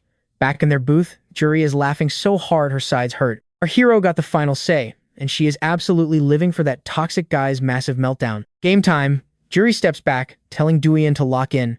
She'll watch from the sidelines. Meanwhile, Suo snaps him back to reality, telling him to stop messing around. It's time to win. Stadium speakers roar to life. And thank God, at the absolute last possible second, he dives right through the digital portal with his team. As they load in, the announcer drops the rules. First objective, capture the center point 0.1. From there, it's pure chaos. Both teams will clash over control zones A2, A3, B2, and B3. First squad to lock down 3 points wins. How does the system work? You secure a crystal zone and convert its energy. 3 solid seconds to claim it. Both sides see the target zones glowing bright purple. No breaks here. The second round starts instantly. The team that lost the first clash gets the next zone revealed early, a comeback mechanic. But the winners aren't backing down either. That losing squad is basically forced into a massive defensive scramble now. They'll be anchoring right outside their respawn zone, giving them a slight edge. 5 rounds total, a brutal back-and-forth grind where every single player is fighting like hell to secure that sweet crystal buff. It's an absolute bloodbath. 5 versus 5, fighting tooth and nail for first blood. But from our hero's perspective, things just got incredibly complicated. Because out of 10 players on this map, Xander is ignoring the objective and aiming a massive target right at Duyan's back. The character select screen pops up. Our boy doesn't hesitate, he locks in the standard class. Full offensive attacker role. Pure damage dealer. He equips his signature weapon, maps out his skills, and breathes out. His team is locked. They're about to absolutely dominate. Match starts. The race for the first objective point is officially on. Nam immediately calls the shots locked down the target, and he orders Suwa to cover their blind spots. Up front, Spellboy locks eyes with the 5 enemy players. He instantly transforms, totally ready for chaos. Wait, K9 realizes one enemy is missing. This completely throws Nam off, right until he catches Xander flanking them hard, obviously abusing some insane mobility skills to sneak around. You'd think Xander was planning a classic stealth attack on the healer, right? Nope. He blows right past Nam and aggressively dives straight for Duan. At the absolute last second, our boy dodges a deadly strike that would have deleted him. Playing a fragile assassin? Doesn't matter. He's charging like an absolute tank, completely hyper-fixated on Duan. Bad move, though. Revealing his position lets Sue instantly crash the party. Yampo loses his mind on commentary as Team 1 secures a kill in barely 10 seconds. First blood. And shockingly, it's Xander from Team 2 hitting the dirt, a literal legendary ranked player. Swagbot breaks it down. Xander used a dash skill to infiltrate, but ignoring the healer to hunt the damage dealer, absolutely wild choice. The caster guesses it happened because everyone's skills stay completely hidden for the first 30 seconds. So Xander probably looked at Nam, the famous pro, and just assumed he was the main attacker instead of the support. Crowd is super confused. Why let a master rank handle offense? Spellboy thinks Xander is trolling, but Jay completely backs up the caster's crazy theory. Hiding a master rank as your main damage? Genius move. But Sua knows the truth that aggressive dive bomb on Duan was 0% accidental. Either way, riding this momentum, Team 1 immediately starts locking down the very first objective point. Team 2's stealth play failed miserably, and now Xander is back at base, waiting to respawn. The announcers expect him to group up with his squad. Nope, not his style. Spellboy is completely baffled, watching this guy run back in totally solo. Anticipating a counterattack, Team 1 groups up tight around their healer for maximum protection. But guess what? Am gets completely ignored again. Our protagonist better brace himself, because his former friend is coming in hot, laser-focused on pure revenge. Obviously, charging into a full squad is suicide. Team 1 absolutely crushes Xander, sending him back to the graveyard for a second time without breaking a sweat. The commentators are screaming. Team 2 is seriously crippled while they wait for his respawn timer. Broadcast desk assumes this total disaster is just awful team chemistry and bad communication. Nam isn't buying that excuse for a second. He calls for action. Suddenly, a half-beast girl drops from the sky, slashing at the healer, who barely sidesteps. She's insanely fast, though, landing rapid-fire strikes like it's absolutely nothing. Thank God for Duan. He snipes her with a crazy good shot. But then, total darkness. A massive crowd control skill hits, completely blinding our hero. The second his vision clears, boom! Xander is standing right there, flashing this incredibly psycho smile. One lightning-fast strike, and the protagonist goes down. Duan apologizes for dying, but Sua tells him to chill. They will hold the line until he respawns. Back in the chaos, Nam keeps pumping out heals, but notices an enemy is totally missing. Finally, after an agonizingly long wait, Duan respawns at base and sprints toward the fight. But that missing enemy? They ambush him from the shadows, delivering a vicious backstab. Duan shouts, furious that this player is spawn camping instead of contesting the main objective. Sua is shocked, and caster Yampo starts criticizing the incredibly toxic playstyle. Team 2 desperately needs a fair 5-on-5 team fight to secure the crystal. Yet Xander, their main damage dealer, is straight up marching into Team 1's base. Yeah, the exact same guy who's been relentlessly hunting our hero. Nam scraps his previous tactical theories. This isn't strategy, this is a bitter, personal grudge match. On comms, Duan apologizes, saying he's trapped in a brutal one-on-one. But Nam quickly replies that Team 2 is actually suffering way more from this ridiculous spawn camp strategy. Jay points out that the enemy squad must be absolutely furious, calling Xander a complete troll. Duan is honestly stunned by that. Nam issues the command our hero must turn this mess to their absolute advantage. Over on Team 2's comms, pure chaos. The half-beast girl is screaming about fighting alone. A blonde teammate yells back, furious that Xander is throwing the match. She's been holding a grudge anyway, ever since he bullied their master-ranked teammate earlier. The blonde practically begs him to group up and play properly. Xander ignores her entirely until another teammate literally calls him dead weight. Psychotic obsession with killing Duan is backfiring. He's failing miserably, proving he's completely out of his league right now. Team 2's shot caller has had enough. They straight up tell him to disconnect and sit on the sidelines. It honestly looks like the guy completely forgot the actual objective and just gave up on winning entirely. The enemy leader refuses to let one angry player drag the whole squad down to defeat. Just like Nam predicted, his own team is calling him a troll. Blonde secretly agrees, but tries to play peacemaker before things get worse. Shockingly, Xander actually swallows his pride, announcing he'll target the tank instead because losing isn't an option. Wait, what? Everyone is totally stunned. Why did this psycho suddenly back down so fast? But the blonde gives a quick warning. Neopilus. He absolutely refuses to listen to anyone ranked lower than him. Guy has tunnel vision on his goal. And yeah, the rest of the squad hates it, but they are totally out of options. Meanwhile, right in the heart of the battlefield, the commentators are absolutely losing their minds as the clock ticks down. Tufo is desperately holding back the half-beast girl. She's throwing everything at the crystal, but wait, he totally misses Xander slipping right behind his back. But Neophilis isn't done. He pulls a wild trick as Duan and the blonde double-team him, forcing the guy into a tactical retreat. 3 seconds left. The girl screams for Benny's backup, and he is sprinting toward that crystal like his life depends on it. He actually makes contact. The capture sequence starts. But honestly, with just 3 seconds remaining on the clock, completely impossible, he's totally exposed. Benny fails the capture, and since the crystal only took 1% damage, it instantly regenerates to 100%. Just like that, bam, round 1 goes to Team 1. Spellboy and K9 are literally screaming, celebrating their massive first win. Round 2 begins. Objective point B2 unlocks, and Team 2 has to hold down the fort for 5 grueling minutes. Neophilus suddenly jumps on voice chat, promising he will be right back. Honestly, though, the commentators are seriously bored by this lack of epic action. Yono points out their terrible synergy, but here's the thing: he knows the actual bloodbath is right around the corner. Chat is going crazy, though. Everyone's super confused. Why are they hunting for kills instead of playing the actual objective? Regardless, Team 1 is riding high with their early lead.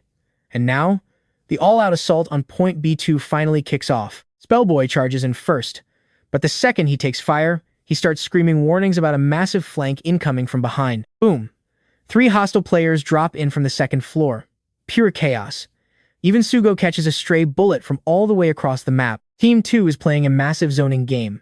Their spread is so perfect that Nam actually yells out mad respect for the strategy. The upper floors are an absolute paradise for stealth tactics, so Nam makes the call they have to force those snipers out immediately. But Jay picks up on something crucial. Neo Palace, he is still laser-focused on our main guy, staring right at him. And for good reason. Our hero has that nasty backstab skill. It's an absolute game-changer for instant stealth assassinations. Then poof! The enemy completely vanishes. Nam yells to watch out, but nobody could have predicted exactly where Xander would teleport. Literally 1 second later, he appears dead behind our guy. No hesitation. He goes straight for a brutal execution. But Duan's reflexes are godlike. He whips around, blasting a barrage of bullets. The announcer goes wild, praising Team 2 for focusing the healer. Even Yumpo is totally baffled by their sudden flawless teamwork. But right now, it's time for Jay to strike back. Being knocked down like that? Yeah, super embarrassing. He quickly apologizes, telling the squad they need to pivot to pure offense. Time for a quick loadout change. He suggests swapping out pure firepower for some much-needed mobility skills. Split-second decision later, our hero materializes a sleek semi-automatic. He calls out a hard right flank to start shredding their defenses. Suvo loves the play, scoring a kill would be massive, but just sneaking past is huge. They assign the left flank, shifting attention right back to the central crystal. Benny is locking down the perimeter tight. Our protagonist absolutely cannot afford a single mistake here. Moving like a ghost, he slips completely under the radar, desperately scanning the area to pin down every hostile location. Gripping that semi-automatic tight, he does the math. He can definitely pick off at least 1 target before chaos breaks out. He lines up the shot dead on the enemy's head. Why? Because that critical multiplier damage is absolutely devastating. 3, 2, 1. Strike! He blurs right behind his target. Before the poor guy even blinks, he is completely eliminated from the match. 1 major threat down. He flashes a signal, and his squad instantly pushes up. He's busy searching for their hidden tank, but the split second he looks away, bam! A brutal gut punch completely floors him. His health drops dramatically, and the absolute shock forces him to drop his weapon. Duan is totally stunned. Where the hell did you come from? He gasps. But Team 2's leader? Cold silence. Not a single word. Our hero checks his stats, 2 health bars remaining. He grits his teeth. This fight, it is far from over. He spots a glaring weak point and launches a desperate counterattack. But boom, a massive glowing shield instantly blocks his strike. He unloads everything he has. Nothing. Not even a scratch. Panic sets in while Nam yells from across the map that he's pinned down and can't help. Out of options. He has to pull off a massive fake-out and run for his life. It's his only play right now. But before he can even move, crash. Another sickening blow to the gut. He's barely breathing, thinking, just who is this monster? Still dead silence. Mino, the enemy leader, ruthlessly executes Duan. 2 more teammates fall, and Sugul screams that their hero is down. But wait, 3 enemies are also wiped out. Seizing the moment, Nam orders an immediate full push to the crystal. The healer desperately starts the capture, with the blonde laying down cover fire. But suddenly, a massive crash. Mino, fresh off destroying Duian, charges in to slaughter everyone else. And just to make things absolutely worse, Kanine gets instantly wiped out right at the exact same moment. Brutal. And just when things couldn't get any worse, the blonde spots them, both remaining enemy players, closing in fast from both sides. Our main character freezes. Waiting for a moment to strike, his headset explodes with panic chatter from his team. Even a scream. He opens his eyes. The look? Pure determination. But his hands? Trembling like crazy. Honestly, the guy looks absolutely terrified right now. Round 2 is a whole different beast. Team 2's coordination is absolutely flawless right now, keeping Team 1 miles away from the crystal. They're playing the map perfectly, creating absolute choke points. This defense is literally an impenetrable fortress. Sure, Swimbot praised Team 1's synergy last round, but this? Team 2's defensive line is just on a completely different, insane level. With Minnow acting as an absolute human wall, blindly charging in is just a guaranteed death wish. Usually, snipers anchor the defense. But this guy? He's completely breaking the game. Nobody can duel him one-on-one. 60 seconds left on the clock. Nam checks the ultimate statuses. They've been saving them. One last, desperate shot to flip this round. Step 1. Zuvo has to pop his berserk ability. It's heavy crowd control. Pin them down in one kill zone.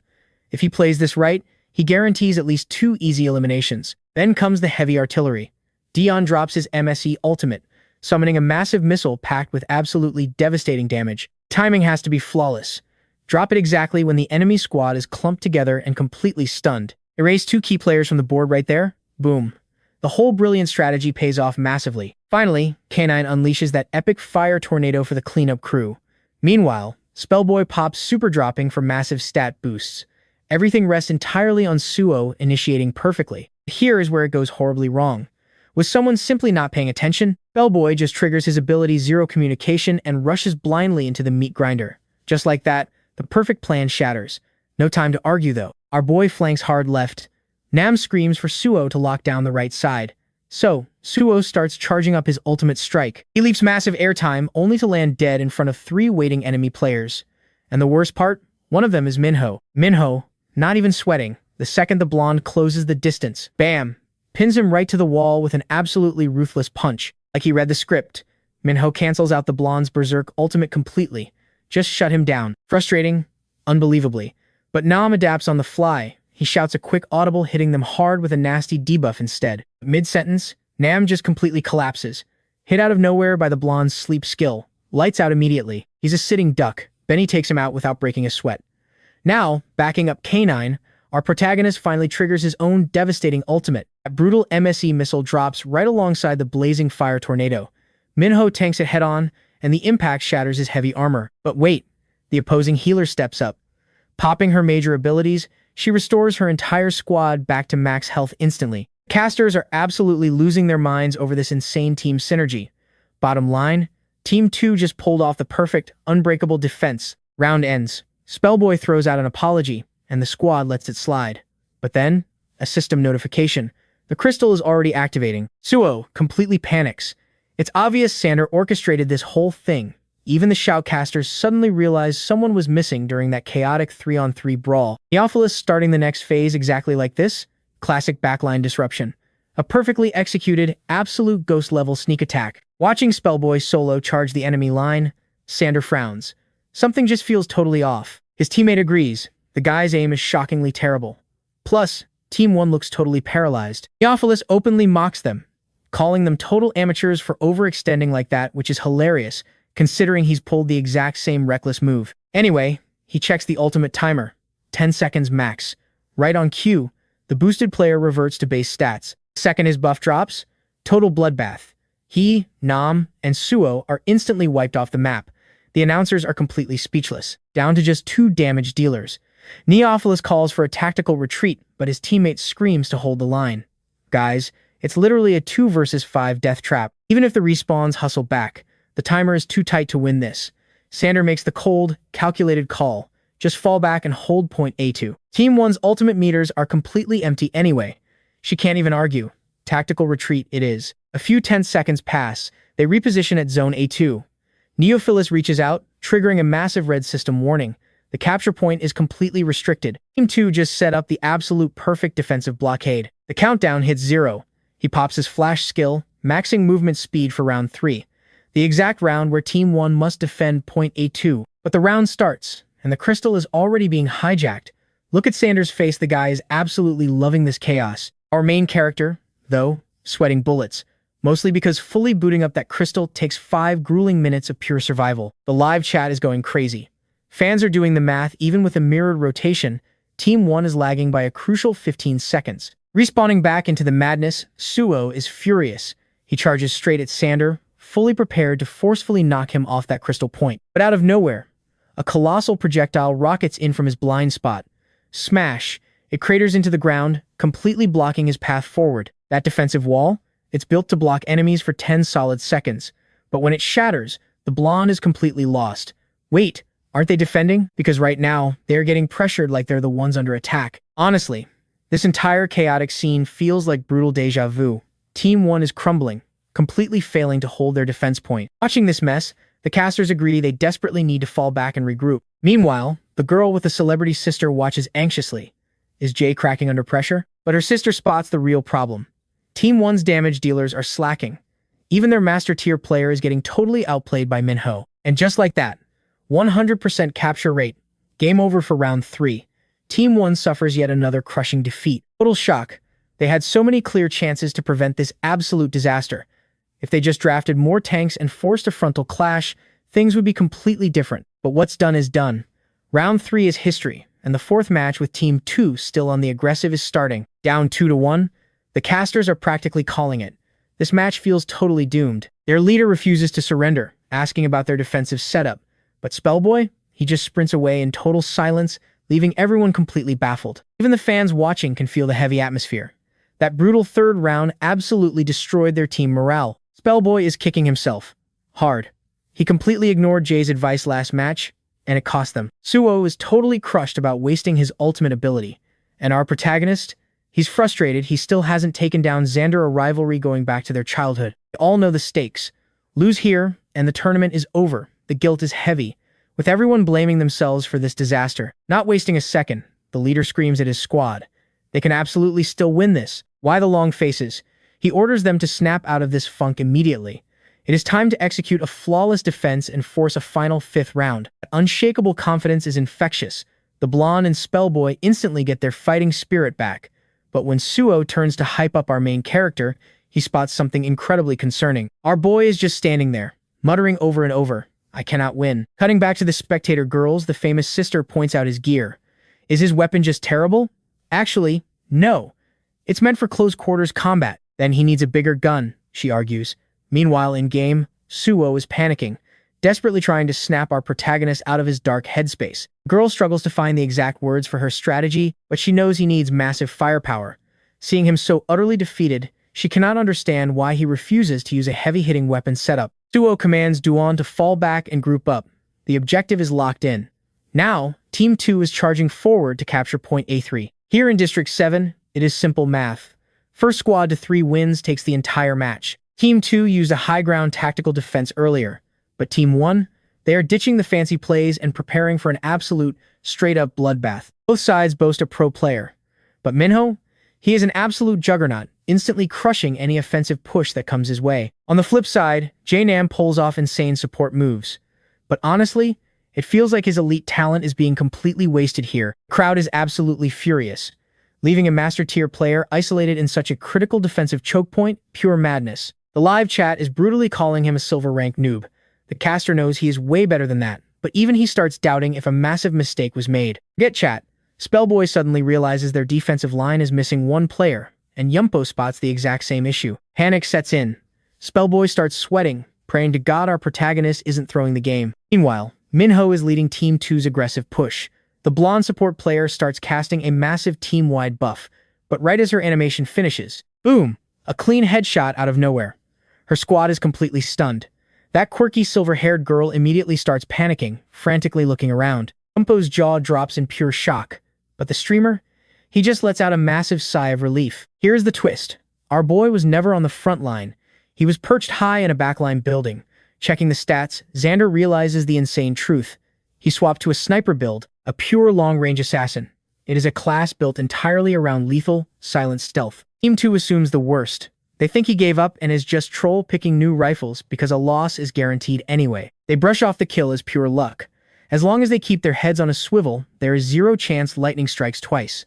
Right? The girl decides to keep watch, but something is wrong. She notices Duan has completely vanished from that building. While she is desperately trying to predict his next move, absolute dread washes over her. Bang. She realizes the danger a split second too late. Our protagonist has already pulled the trigger, taking out another enemy player in a flash. 2 down in seconds.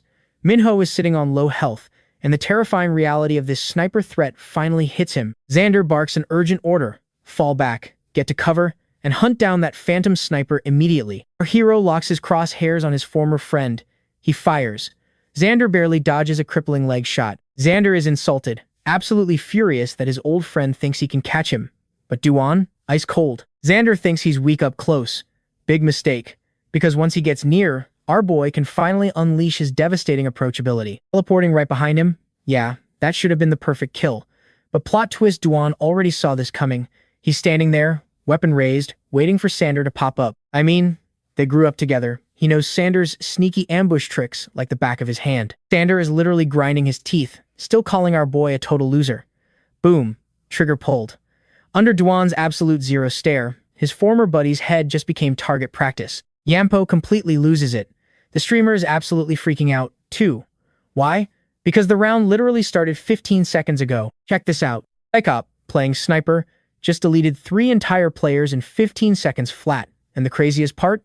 He's completely ice cold, like a totally different guy. Then, somebody in the crowd just screams. They suddenly remember Nam bragging earlier, claiming our protagonist would absolutely carry the team, dropping massive flexes about his legendary tier account on the North American servers. Rewind a bit. Our guy actually lost his focus when they told him to backline, but Suo stepped in. He calmed him down, making it crystal clear his new job? Pure sniper. Spellvoid jumps in, hyping up how snipers need absolute god-tier mechanics. They are literally the backbone of this game. Suo breaks it down. Our hero is a natural-born sniper. Yeah, he had a rough time on the Korean servers before, but right now, he is fully locked in. Look, playing sniper is insanely hard. So the blonde player tells everyone they just have to trust the guy. Honestly, at first, he genuinely doubted himself, especially with his old rival Xander lurking around. But deep down, our hero knew he was built for the sniper scope. So Nam, and literally the entire squad, decided to bet everything on him. Before taking position, Suo gives him a quick pep talk. Don't sweat it. You are running with absolute pros today. Besides, Duan is literally legendary rank himself. He's about to unleash pure chaos. Suddenly, our boy's crosshairs snap right onto Minho. The enemy pro just smirks, actually respecting Nam's big brain strats. 2 seconds later, bang. The pro player's shield completely shatters into tiny pieces. He goes into full panic mode. The enemy sniper is actively hunting him down. Anicap, our North American legendary terror, is making the casters lose their absolute minds. They are hyping up this impossible comeback. He's stealing the entire show and the live chat, sparing 0 caps. Mid-fight, Duan quickly repositions, scrambling up high for that sweet elevation advantage. Wait, he nearly gets headshot himself. Turns out, Team 2 has their own sniper holding an angle. Player Binny is locking down the sightline. Duan knows he needs absolute hard cover, fast, but now he has Binny's exact coordinates. He peeks, lines up the crosshairs, and bam, a god-tier long-range flick absolutely deletes Binny from the map. The shoutcasters are screaming. Someone has to rush our hero, or this game is over. Keeping enemies away? That's literally a sniper's job. And this legendary marksman does not miss. After respawning, Binny Rage quits the sniper role entirely. His teammates instantly realize they are in massive trouble now. Xander starts screaming at his team, just push the sniper.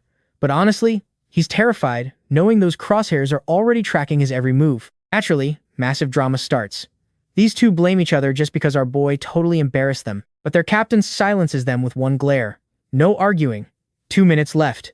Meanwhile, Spellvoy is literally screaming. Our boy is an absolute legend, making everyone want to play sniper right now. Suo shouts from across the map. He asks for his hit rate. Duan casually replies, 53%. Nam smiles like a total maniac. Meanwhile, Duan's instincts kick in. Minho is definitely plotting a sneaky flank. Guy is a duelist. He's absolutely going to dive the backline. And wait for it. Bingo! Minho drops right on top of him. Our boy desperately tries to keep his cool. Minho is a pro. He smoothly dodges and lunges forward. It's like he's literally predicting every single bullet. Tunnel vision engaged.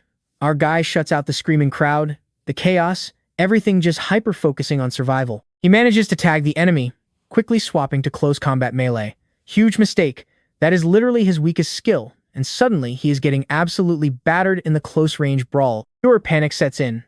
A gadget gets slammed into his leg, sending brutal electric shocks right through his body. With the enemy right in his face, no time left. He flicks his barrel and blindly fires one final, desperate shot. Fast forward to the next morning at school. Complete chaos breaks out when yesterday's star player walks inside. Students are literally swarming Suo, completely hyping up his insane tournament plays. He's smiling, totally eating up all that fanboy energy. Everyone swears they watched the stream just for him. Playing it cool, the blonde drops that he's actually tight with Jay now. But obviously, the main topic is the sniper, Anicap. Hearing his gamer tag out loud sends shivers down his spine. They keep calling Anicap an absolute beast. And Suo? He just casually brags about being good friends with the sniper, too. The conversation shifts to their brutal bad luck at the very end. Later, Suho pulls our guy aside, talking about the crazy pressure of sudden internet fame. He is still fuming about that massive blunder. Trip happens right at the finish line when they totally had the comeback in the bag. Seriously, the blonde is beyond salty. Right then, Juri walks past them, and wow, she looks incredibly annoyed today. She storms off without a word. Suho is completely confused, asking our hero if he knows what her problem is. Remember when that girl completely saw through his lie about playing in the championship? Yeah, she called him out instantly. Ever since that moment, the tension, super thick. Suho already knew she had a fierce personality, but it still stung a bit. Anyway, moving on. He flat out asks our protagonist to form a pro team. This catches him completely off guard. Why? Because yesterday, Nam pulled him aside for a private chat. And you won't believe this. He dropped the exact same massive offer that Suho just threw out there. When Nam pitched the idea, he was dead serious. He said our boy would absolutely dominate. Our guy honestly couldn't picture himself at that tier. But the golden ticket was literally right there. Nam was practically glowing with hype, just waiting for a yes. But here's the plot twist. He turned it down. He didn't think his skills were enough, and dealing with people? Definitely not his thing. He just bowed his head and apologized. Nam absolutely panicked at that point, frantically telling him not to rush the choice. So despite the flat rejection, he begged him to just sleep on it. Which brings us right back to the current moment. Now Suho is pushing this team idea hard, throwing our main character back into the pressure cooker. The blonde kid is convinced they can build a legendary roster with 3 more players. The master plan? Debut as actual pros on the opening league day. He looks him in the eye. Are you in? Because let's be real, he secretly wants that pro life. And out of nowhere, our guy smirks and says yes. Suho loses his mind with excitement, then instantly realizes they need a solid strategy and a killer team name. Plus, he is totally fired up to start scouting the rest of their roster. Meanwhile, cut to a high-rise downtown. Minho's just staring out the window, totally lost in his own thoughts. He's replaying yesterday's insane clash. Both of them pushed to the absolute limit, HP draining, hovering right on the edge of a total wipeout. Duian locked in. He pulled out that sniper, crosshairs dead set on Minho, who barely sidestepped like absolute lightning. With an insane mouse flick and god-tier reflexes, boom, headshot locked. Trigger pulled before the guy could even blink, securing the epic elimination right then and there. Bad luck, though Duian caught a stray shot right after and went down fast. But trust me, Minho remembers exactly who dropped to the floor first. Suddenly, that heavy tension breaks. Sarah bursts into the room, loudly announcing she brought a massive pile of snacks. She calls out to the squad, and one guy literally sprints over. They start joking around, but honestly, everyone is secretly watching Nam, who hasn't looked away from his screen. Sarah finally asks what his deal is. They instantly start venting about the disastrous failed recruitment. Right now, they are stuck at just 4 players, and even after picking up their newest member, Eugene, finding top-tier talent was a nightmare. Jay is obsessing over it, knowing that bringing our protagonist onto the squad would completely break the meta. But then Sarah drops a massive bomb. She casually mentions those 2 gamers from yesterday. Yeah, they're in her little sister's class. That instantly gets his full attention. Fast forward. The sister is just praying her family member keeps it chill, because we all know he has 0 volume control whatsoever. Anyway, Suho is bragging about walking away with high-end gear, even without taking home tournament cash. So the checklist is short. They just need a heavy-duty PC and a gaming monitor for our boy. Changing the subject, Duian suggests recruiting Spellboy. Suho is totally on board. But they miss the eavesdropping girl, secretly listening to every single word. Cut to their usual cyber cafe. Suho starts laughing, joking about how addicted this girl is, because Juri actually managed to beat them there today. He confidently asks to party up. And get this, for the very first time, he smiles and actually says yes. Since her parents let her chill there, Suho thinks they're awesome. Truth is, her PC at home is absolute garbage, so she has to play here. Honestly, she's still throwing serious glares at our protagonist. Then, right on cue, Suho's phone buzzes. It's his sister calling. His gut drops. Figuring she's hurt, he realizes he needs to sprint out of there immediately. He yells that he'll catch up later. Duian prays it isn't an emergency. Then, total silence. His eyes meet the girl's. He starts sweating bullets because backing down now would be so embarrassing. But surprise! She drops the whole intimidating act. She looks right at him and asks if they're still queuing up, since a promise is a promise. Trying to gauge his skill, she straight up asks for his rank. He casually shrugs and admits he's sitting at number 300 on the North American ladder. Juri's jaw basically hits the floor, pure embarrassment. Like a house cat that just tried roaring at a tiger. It gets crazier. Duin is already rocking Grandmaster on his Korean account. In her head, she's thinking if she had those mechanics, she could easily team up with Suho. The awkwardness is real. Trying to break the ice, Duian awkwardly asks if she plays any other titles. She shakes her head no. He hits her with a massive compliment, saying Master Tier is seriously impressive. You could see the pure shock right on her face. Opening up, she proudly admits she started way down in silver and just kept grinding. She gets super animated about the nightmare of solo queuing before downplaying her skills. She can flex to other roles, sure, but playing support? That's her absolute favorite, because here's the magic formula.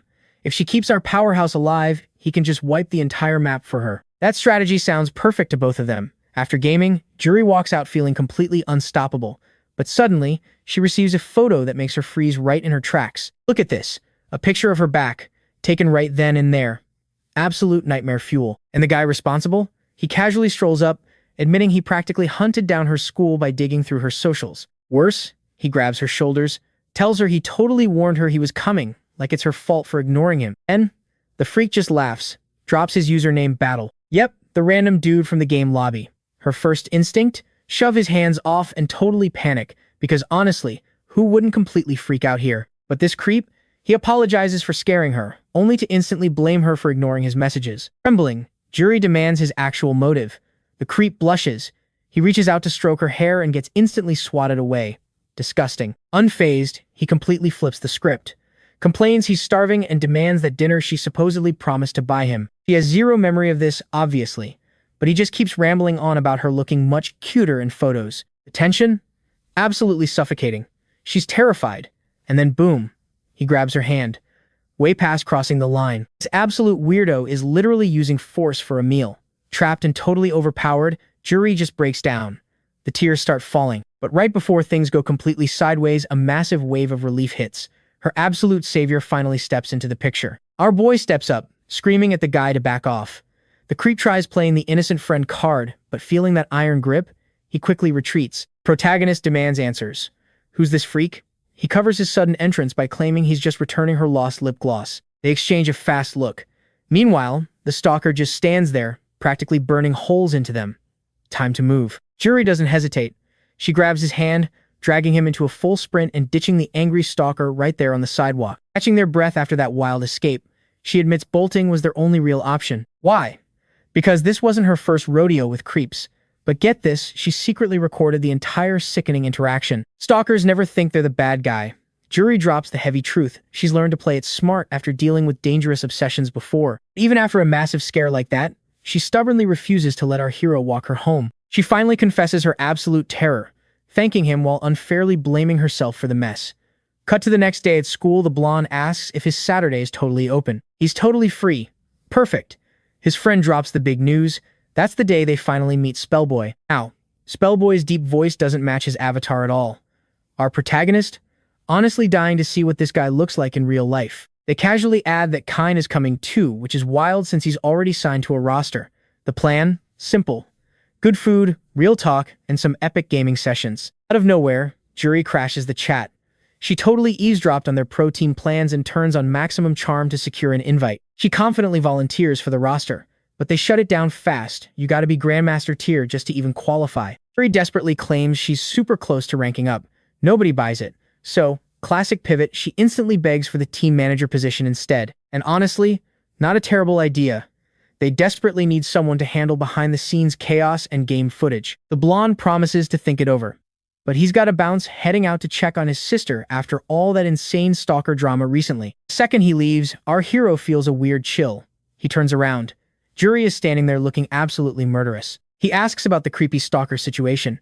She brushes it off, swearing she blocked the guy. But our boy, he knows it's not over. You can see pure anxiety in her eyes.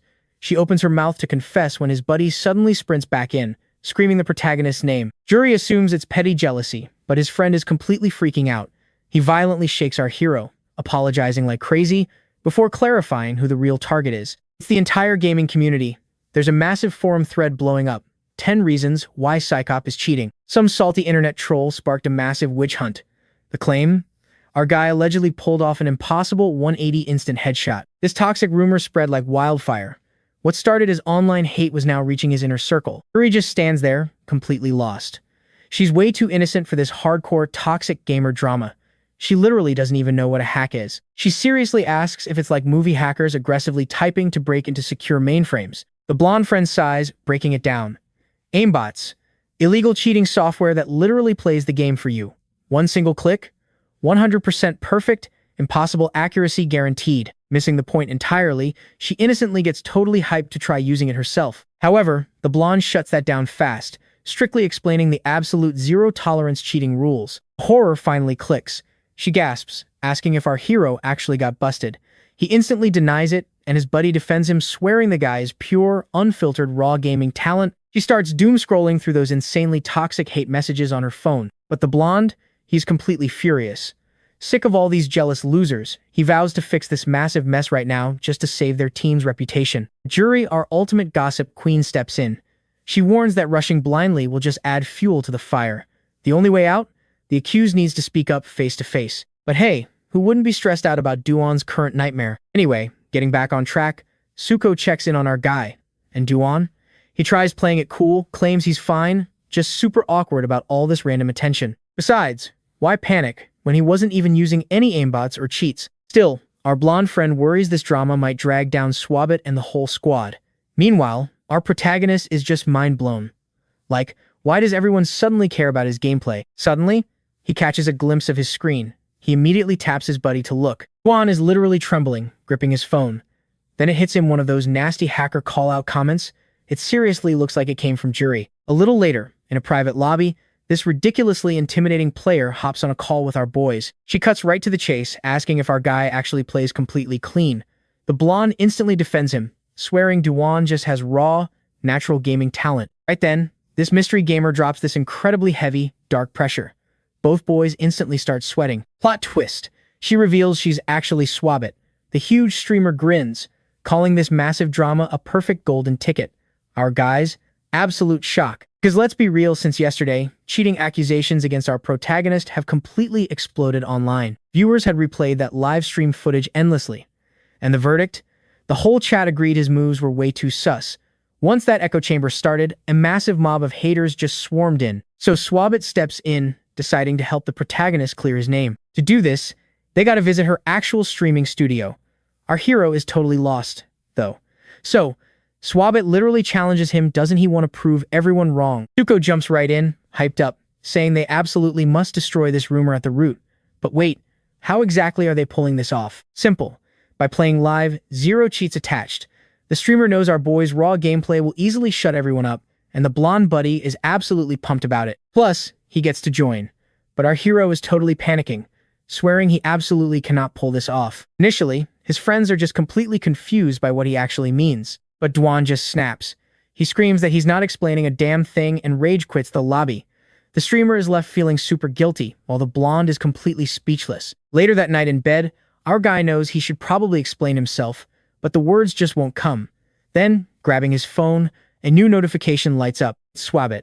She texts that he doesn't have to stream if he's uncomfortable, but strongly warns him against just letting these toxic rumors slide. Duan, however, he strongly disagrees. He thinks fighting back is pointless now, and honestly, his mind is way more occupied stressing over Jury's whole situation. Yet the second he closes his eyes, those toxic hacker comments just keep loudly echoing through his mind. Every single brutal message calling our boy a total loser feels way too suffocating. The crushing anxiety builds up so intensely in his chest that catching any sleep becomes impossible. Disastrously, his hope of things fading completely shattered the next day. Walking the halls, literally everyone was aggressively gossiping about the huge cheating scandal. Some angry kids demanded he get expelled immediately. Others just openly mocked him, calling our guy a massive fraud who never deserved Jay's VIP treatment in the first place. His name kept getting dragged everywhere. Honestly, for Duan, this nightmare felt way worse than just proving his skills live. Later, walking home, the player's sister questions these crazy rumors. Turns out, Sarah literally ordered her to stalk our protagonist just to gather some juicy inside gossip. When the younger sister tried to refuse, she got hit with a brutal threat, no more allowance. So yeah, she was basically forced into becoming her older sister's personal secret agent. Meanwhile, Jury is walking around looking totally drained, silently groaning about the weekend taking forever, until she suddenly bumps straight into Suko in the hallway. Instantly, she flips a switch. Masking that total burnout, she flashes her brightest smile and greets the blonde with maximum cheerful energy. She shoots her shot, asking to catch a Saturday movie. But classic Suko, he instantly turns her down, claiming he already has other plans. Not giving up, she asks about Sunday instead. Suko dodging again, says no movies look good right now. Plus, Gaming is off the table since his little sister is currently sick. Yuri gets clearly annoyed by this constant rejection, quickly pivots, reminding him she actually had an important question. Tsuko sighs, admitting he wanted to ask something too, but before he can, she completely changes the subject, waving Duan over instead. Our protagonist instantly realizes he's just being used here, making his social anxiety absolutely skyrocket again. Tsuko genuinely worries about our hero's wrecked condition, so the guy quietly admits he simply hasn't been sleeping properly lately. With everything crashing down at once, the blonde buddy is completely lost on how to help. Meanwhile, over in first-year classroom 6, some random students are aggressively venting about an annoying troll ruining their last ranked match. But what everyone is actually whispering about? A massive school blog rumor claiming the infamous Queen Bee probably attends their very own academy. A girl demands to know who. Then, a boy drops the bombshell revealing it's none other than Juri, the famously beautiful girl in their class, because both her specific name and their exact school were fully exposed in the blog's data. The big question was why target her again? Turns out, she allegedly seduced a top-tier player just to artificially boost her competitive gaming rank. The brutal message aimed at Queen Bee or her online handle, Flower Jury, literally exposed every single juicy detail about her very first casual match with this random dude. They jumped straight into voice chat and started grinding games together. And honestly, as the time flew by, they got insanely close. This guy was Master Tier. Jury, stuck in silver, constantly complaining about wanting to rank up, and since he was completely whipped, our boy hard carried her all the way up to Master 2. They actually planned a massive meetup to celebrate. But then, total ghosting. Jury blocked him everywhere and literally vanished into thin air. He eventually tracked her down in real life. The crazy part, she already had a boyfriend. Ouch. To warn other players, someone leaked her gaming tag online. As you'd expect, the entire community absolutely exploded over how cold-blooded she was to him. Cute face or not, everyone at school basically agreed this girl was pure poison. Enter Himena. The second this girl walked into class, the rumor mill immediately dragged her right into the circle. They dumped the entire drama on her. Her reaction? Pure shock. Especially finding out this toxic Queen Bee was the exact same Juri Yoon from her past. Knowing they went to elementary school together, everyone wanted the tea. Himena played shy. She apologized, claiming she hated talking behind people's backs. Meanwhile, with Suo always hanging around, the class totally assumed he was Juri's next victim. Himena tried defending her, swearing Juri wouldn't do anything messed up. But honestly, the damage was totally done. Catch this. When she turned around, that innocent, sad expression completely vanished. Without even throwing a direct punch, she had masterfully planted absolute suspicion in everyone's heads. Fast forward. Suo told the group Jay was running late, so they had to track down Spellboy first. Our main guy nodded along, but look at his expression, you could totally tell the online backlash was still eating him alive inside. So there they were, just waiting for their mysterious teammate. Then, ding, a sticker message popped right up on screen. Suo messaged that he was hitting the restroom, leaving our boy totally solo to handle the new team member. Barely a minute passed before his phone buzzed again. The guy had arrived. Duan frantically scanned the area, trying to spot their gamer friend. Was it the heavily bearded guy on the right, or the dude looking lost on his left? Not knowing who to approach, Duan figured he needed to make himself obvious. But mid-panic, a voice suddenly dropped right behind him, asking if he was playing with Aegis or Psychop. He spun around, and holy hell, this absolute model standing right there, that was the infamous player, Spellboy. Our hero practically short-circuited from the sheer shock. He couldn't even speak, and yelling those nerdy gamer tags in public, yeah, definitely got them some weird looks. Hey, you can't blame the crowd. Screaming random usernames out loud is pretty awkward. But wow, Duyan never imagined this relaxed guy having such a deep voice. Who expects a pro gamer to be this incredibly handsome? Later on, while grabbing some food together, the truth dropped. This guy was 21 and currently surviving college. Duyan was completely mesmerized by his whole aesthetic. But Suo, he went straight for the throat, asking why he was so outgoing online but totally quiet right now. Spellboy instantly froze. Dude awkwardly mumbled some apologies. He confessed it was his first time meeting internet buddies. He tried using his gaming persona, but man, it felt incredibly cringe. Keeping it real, he basically had zero friends offline. He had absolutely no idea how to act in a normal social setting. In reality, he was super introverted, but behind a screen, total chaos mode. Fearless, constantly talking trash, and basically the life of the party. So they straight up asked, "Are you still joining the squad?" He nodded instantly. He wanted to give it everything to repay them, especially for saving him from his own loneliness. But there was a catch. He needed to test Duan personally, just to prove the guy wasn't actually using cheat codes. Back online, a super tense, best of 10 showdown was officially ready to kick off. Our hero was nervous, sure, but Spellboy, even worse. You could literally see his character's hands trembling, yet somehow, he he still kept up his signature trash-talking routine perfectly. Suo locked in as the referee, eager to watch the absolute chaos unfold. 3, 2, 1 fight. Right out the gate, Spellboy loaded his gun and rushed straight ahead. Time to see if this kid was actually built different. Mid-sentence, before he could drop another insult, bam, a flawless headshot dropped him instantly. Complete silence. Round 1 was over just like that. Spellboy had played against literal legends before, but this was a completely different dimension of raw, terrifying talent. Match ended, and man, the atmosphere instantly dropped below freezing. Our protagonist was sweating bullets, totally panicking. Out of nowhere, Spellboy exploded, accusing him of hacking and demanding they swap PC setups immediately. Suo scrambled to calm things down, but then another teammate interrupted, pointing out there wasn't even time to install cheats. He told Spellboy to wake up and recognize pure genius. The squad was utterly confused. Suo quickly introduced him as K9, but honestly, that just made the whole situation 10 times weirder. K9 noticed Spellboy acting weird, so the blonde guy finally confessed his massive social anxiety. Chatting with Duian now, the pro player was practically vibrating with excitement over those insane reflexes. Meanwhile, our hero's brain was still trying to buffer. He nervously dropped his real name. Hearing that, it instantly fired up K9, who suddenly demanded his own one-on-one duel. Spellboy looked desperate to escape his chair, but the craziest part, Duian glanced over and realized their unkillable team tank was literally sobbing right now. Panic mode activated. K9 immediately stressed out, terrified. Everyone thought he actually made his own teammate cry, but Spellboy's words? Absolute gut punch. He actually feels terrible for not realizing why Duan keeps those insane skills completely hidden. Our main guy is totally lost at first, and the rest of the crew? Just as clueless.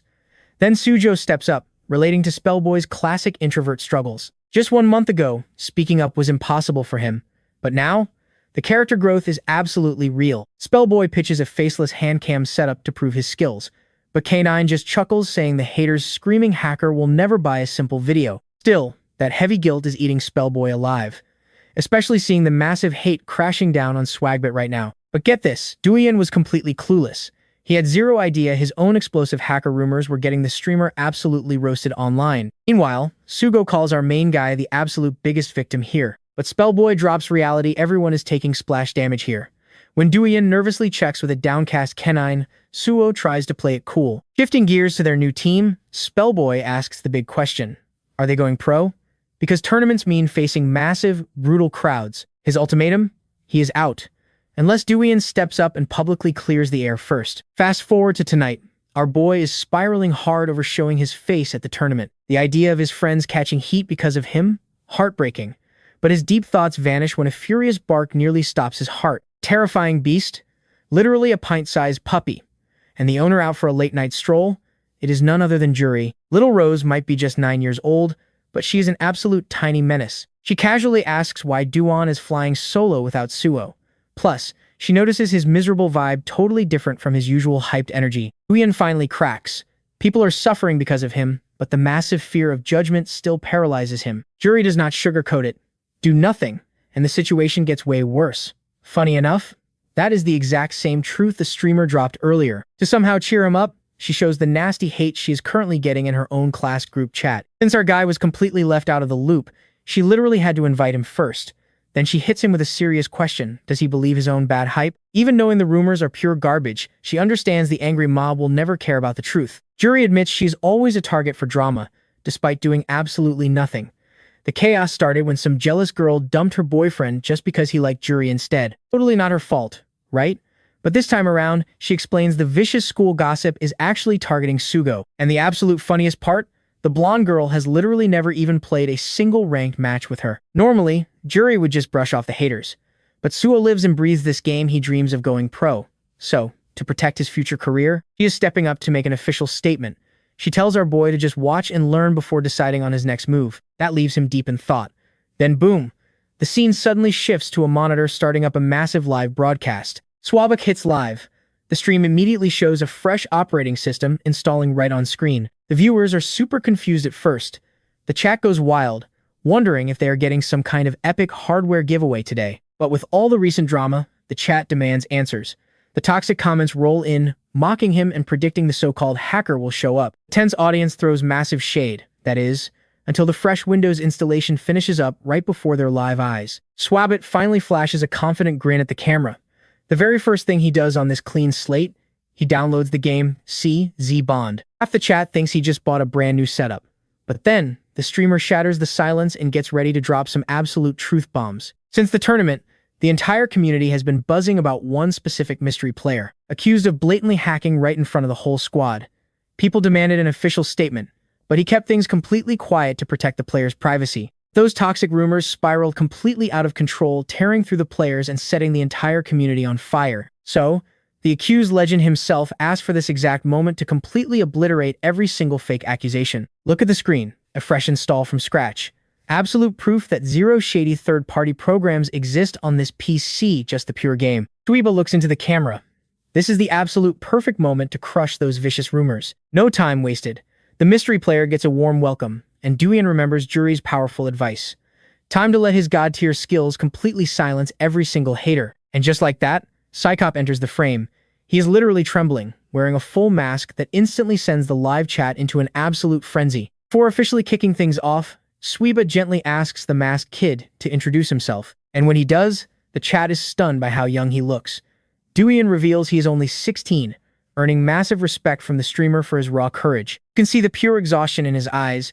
The relentless rumors have clearly been a waking nightmare for this poor kid. Duian confirms, visibly shaking. He admits the massive stress gives him wild nightmares every single night. He looks ready to bolt home, and the crowd actually starts feeling sympathy. Then, placing a supportive hand on his shoulder, the streamer reveals the heavy truth: Psycop fights severe panic attacks. He tells our boy to just breathe. Naturally, the kid gets all flustered, but you can see he's totally fired up now. Asked why the sudden change, Duan admits he just didn't want anyone getting hurt. But enough hiding. He's ready to prove those insane skills are 100% real. And to back him up, the streamer promises to stay right by his side live on broadcast. Just to prove this is live, Swagbit pulls up the actual daily news. Then he points to the gaming setup they just prepped. Without missing a beat, our boy sits down, silently apologizing to Suho for taking so long to step up. And yeah, he's incredibly grateful to the blonde guy for never doubting him once. While the game boots up, we get a quick stat check. His old server ranking, his master tier experience, and get this, the kid is already sitting at Grandmaster level. And Swagbot instantly announces that a high tier ranked match is literally starting right now. Plot twist. The matchmaking pops, and holy hell, there are 3 literal legends on the enemy squad. Our boy doesn't even flinch. He's completely unbothered, and that ice-cold confidence has the entire chat buzzing. The second they drop in, he locks in the sniper role. Zero complaints from his squad, especially since they're literally massive fans of his. Weapon loaded, mind focused. Across the map, the pro player Abyss mentions he is absolutely hyped to witness this kid live. Another pro wants to test his limits, but Abyss warns everyone to watch the replays closely, because if this kid really is hacking, this match will ruin him. The countdown hits 0. The whole audience is glued to our protagonist, who is navigating straight through a massive open field. Abyss calls the tank role, pushing forward since he can take a few shots. Meanwhile, our boy scales a building and claims the ultimate sniper vantage point. Scope in. Target locked. In literal milliseconds, he flicks his mouse for the absolute perfect, impossible shot. Boom! The enemy takes a massive hit, and they have absolutely zero clue where it even came from. Smooth as butter, he cycles the bolt, chambering another round. Behind him, Suho and Swagbot are literally glowing with pure pride. Meanwhile, Xander is watching from home, looking completely sick to his stomach. And the chat? That one shot just turned the entire vibe upside down. Abyss is stunned. He just got clapped by pure skill, not hacks. Wanting to be absolutely sure, he immediately checks the kill cam replay. And oh man, his jaw drops. The footage proves it was pure. Terrifying aim, the kid casually sniped his head and every single limb. Shot a perfect circle into his target. Chat instantly crowns him an absolute gaming psychopath. See, aimbots only lock onto center mass or heads. Tracing a circle? Duan did that entirely on purpose just to flex on everyone. While Abyss is having an existential crisis, our boy absolutely deletes another enemy. A pro player named Hover is just sitting there, completely mesmerized. Suho and Swagbot aren't just proud friends anymore, they're reacting like hardcore fanboys. That infectious hype literally bleeds through the screen, setting the entire community on fire. When he first logged on, people were convinced he was a total fraud. But now, he's a gaming god. Every single toxic comment instantly vanishes, replaced by explosive cheers and massive respect from the viewers. Having completely decimated the lobby, Duan slides off his headset. He casually asks if that was proof enough, while the chat goes absolutely nuclear. Swagbot laughs, shouting that it was way more than enough. I mean, the kid's raw stats were literally matching top-tier esports pros. Against actual professionals, he honestly had the upper hand. And just to completely bury the drama, he messages game support live, and the admins officially confirm absolutely zero history of cheating. After all that, Duan is genuinely just a kid who loves gaming, kindly asking chat to drop the wild rumors. Watching from home, Spellboy is literally fighting back tears at how wholesome this moment is. His friends are bursting with pride, and literally zero haters are left standing. Duan thinks about Swagbot having his back, and yeah, it hits him right in the feels. Later that night, they catch up, and the streamer promises to buy him a drink once he's of age. Remembering our boy played on a terrible screen, Swagbot completely surprises him with a brand new, high-end gaming monitor. He passes it off as an extra just collecting dust.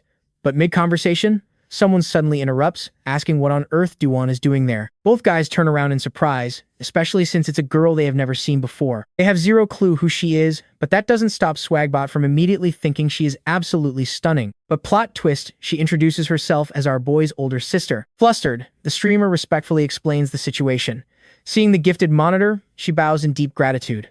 By the next morning, the entire school's rumor mill has flipped from toxic hate to pure worship. Hearing everyone chant his name, Duan starts shaking so intensely that his friends actually get worried. I mean, his face is so bright red, it might actually explode.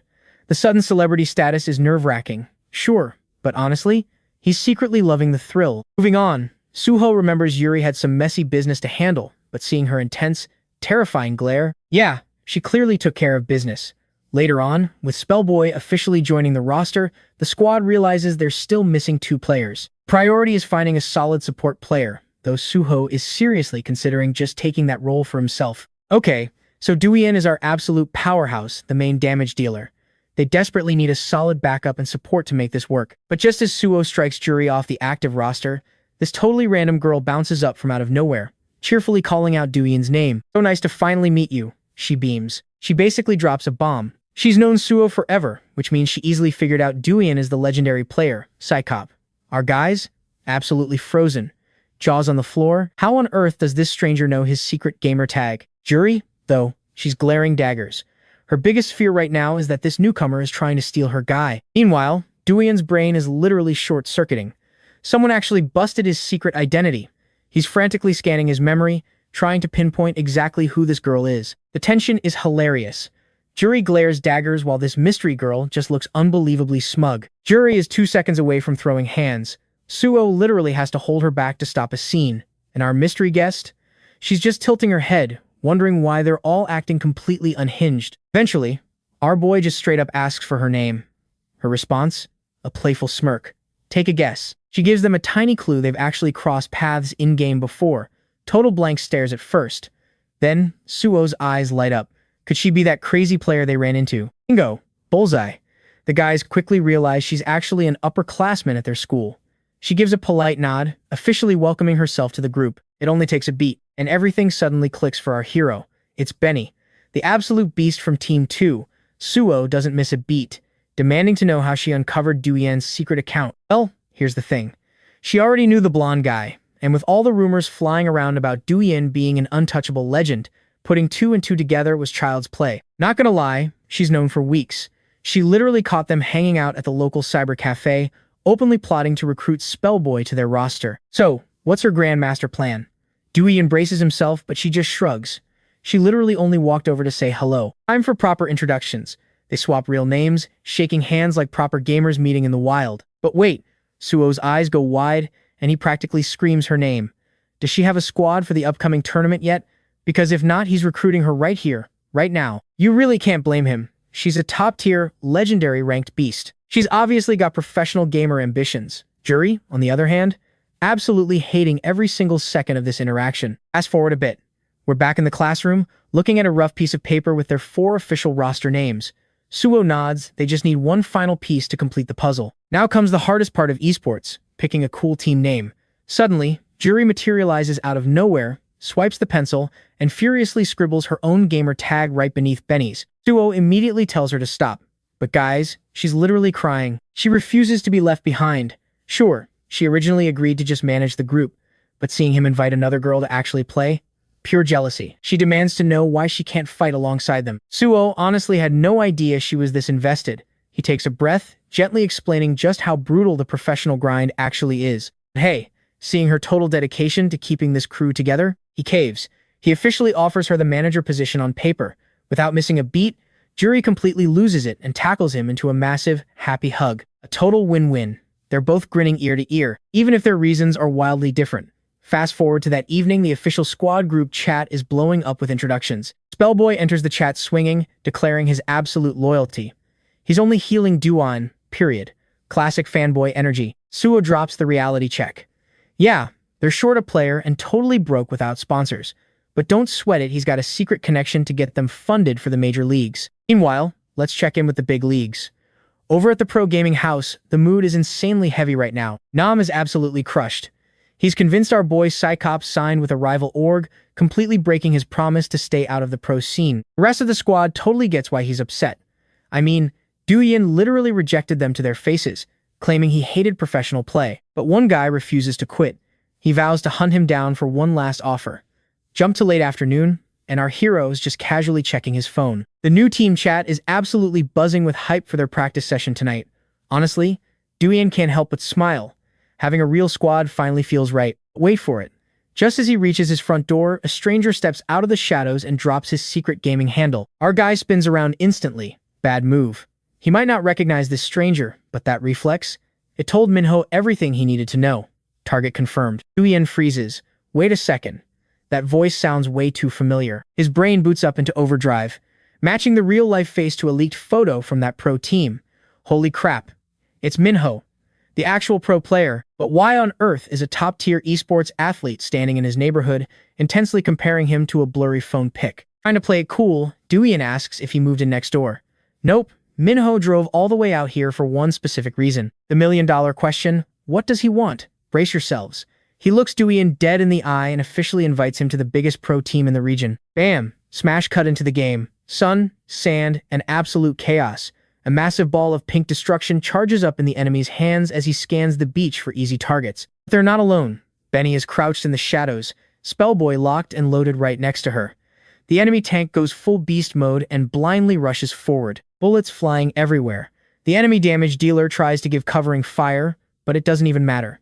Spellboy steps up and absolutely deletes them with one perfectly timed, devastating strike. Wait, this fight? Far from over. Another enemy rushes him from behind. Big mistake. From way up on the beach observatory, Duan lines up his shot and absolutely drops the guy. Zero hesitation. Boom. Another victory. Suo is hyping up their crazy teamwork. Meanwhile, Benny completely adores Spellboy for tanking all that damage, giving him this cute little head pat. He's absolutely fired up for the next round. And Spellboy? Yeah. His face is glowing literally beet red right now. He stammers about being her senior, but honestly, she could not care less. But here's where the mood shifts. Suo drops the hype he catches Duan looking completely spaced out. Being his buddy, the blonde just has to ask why his head is clearly somewhere else today. Our boy immediately apologizes, thinking he totally dragged the team down. He promises to lock in. Suo tries reassuring him that his gameplay was actually insane, but yeah, that doesn't fix his mood. Oh, and get this. Suo suddenly remembers Jay whining about our guy recently literally acting like someone just broke his heart. So, taking a deep breath, Duan decides to drop the bomb. He tells him everything. And Suo? His jaw practically hits the floor. I mean, Duan being top priority for a pro scout? Totally makes sense. But the other realization hitting Suo right now? That completely blows his mind. He grabs Duan by the shoulders. He could have gone professional. But our guy? Not a single ounce of regret. He's totally stunned Suo.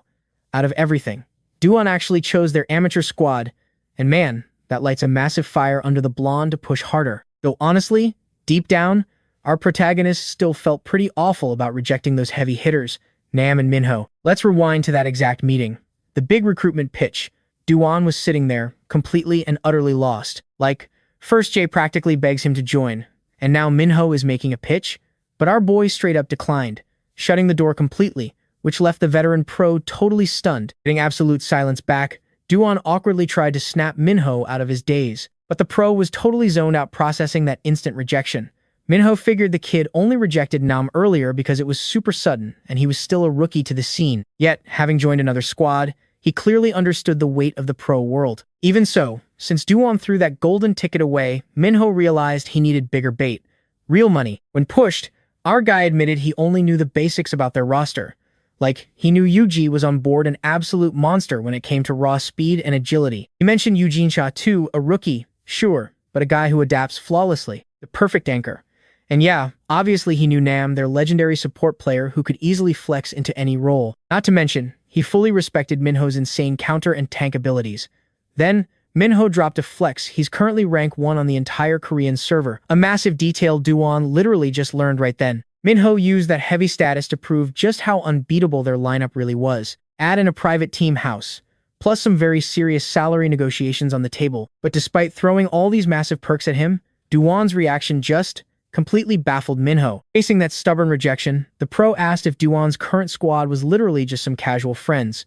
Hearing a yes, Minho actually laughed at that whole playing for fun mindset. Look, he totally understood the romantic appeal of chasing crazy dreams with your buddies, but he straight up told him they'd never survive the pro league.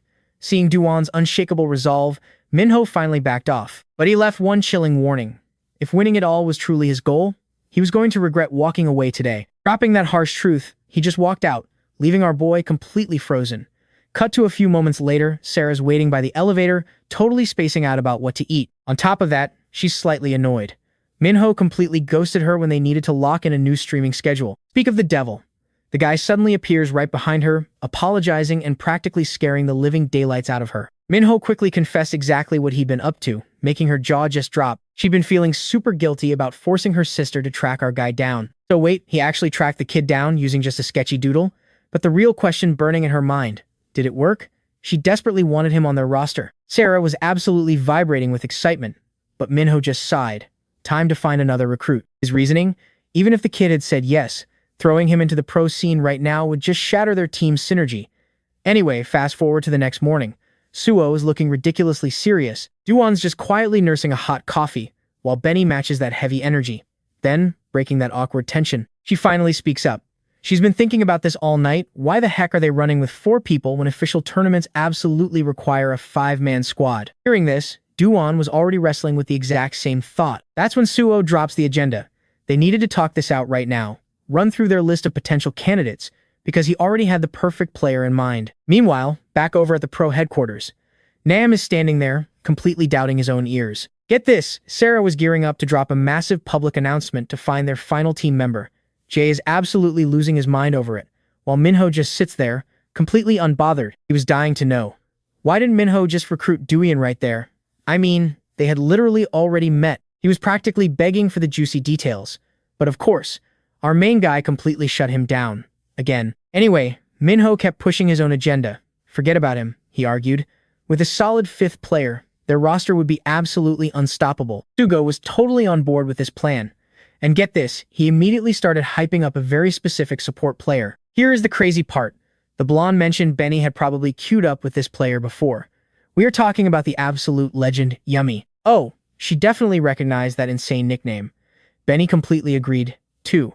This player has god-tier game sense, so he was totally down for the recruit. Our protagonist? He was totally cool with it. Honestly, he was just super hyped to see how this legendary Yummy actually played in a real match. But hold up.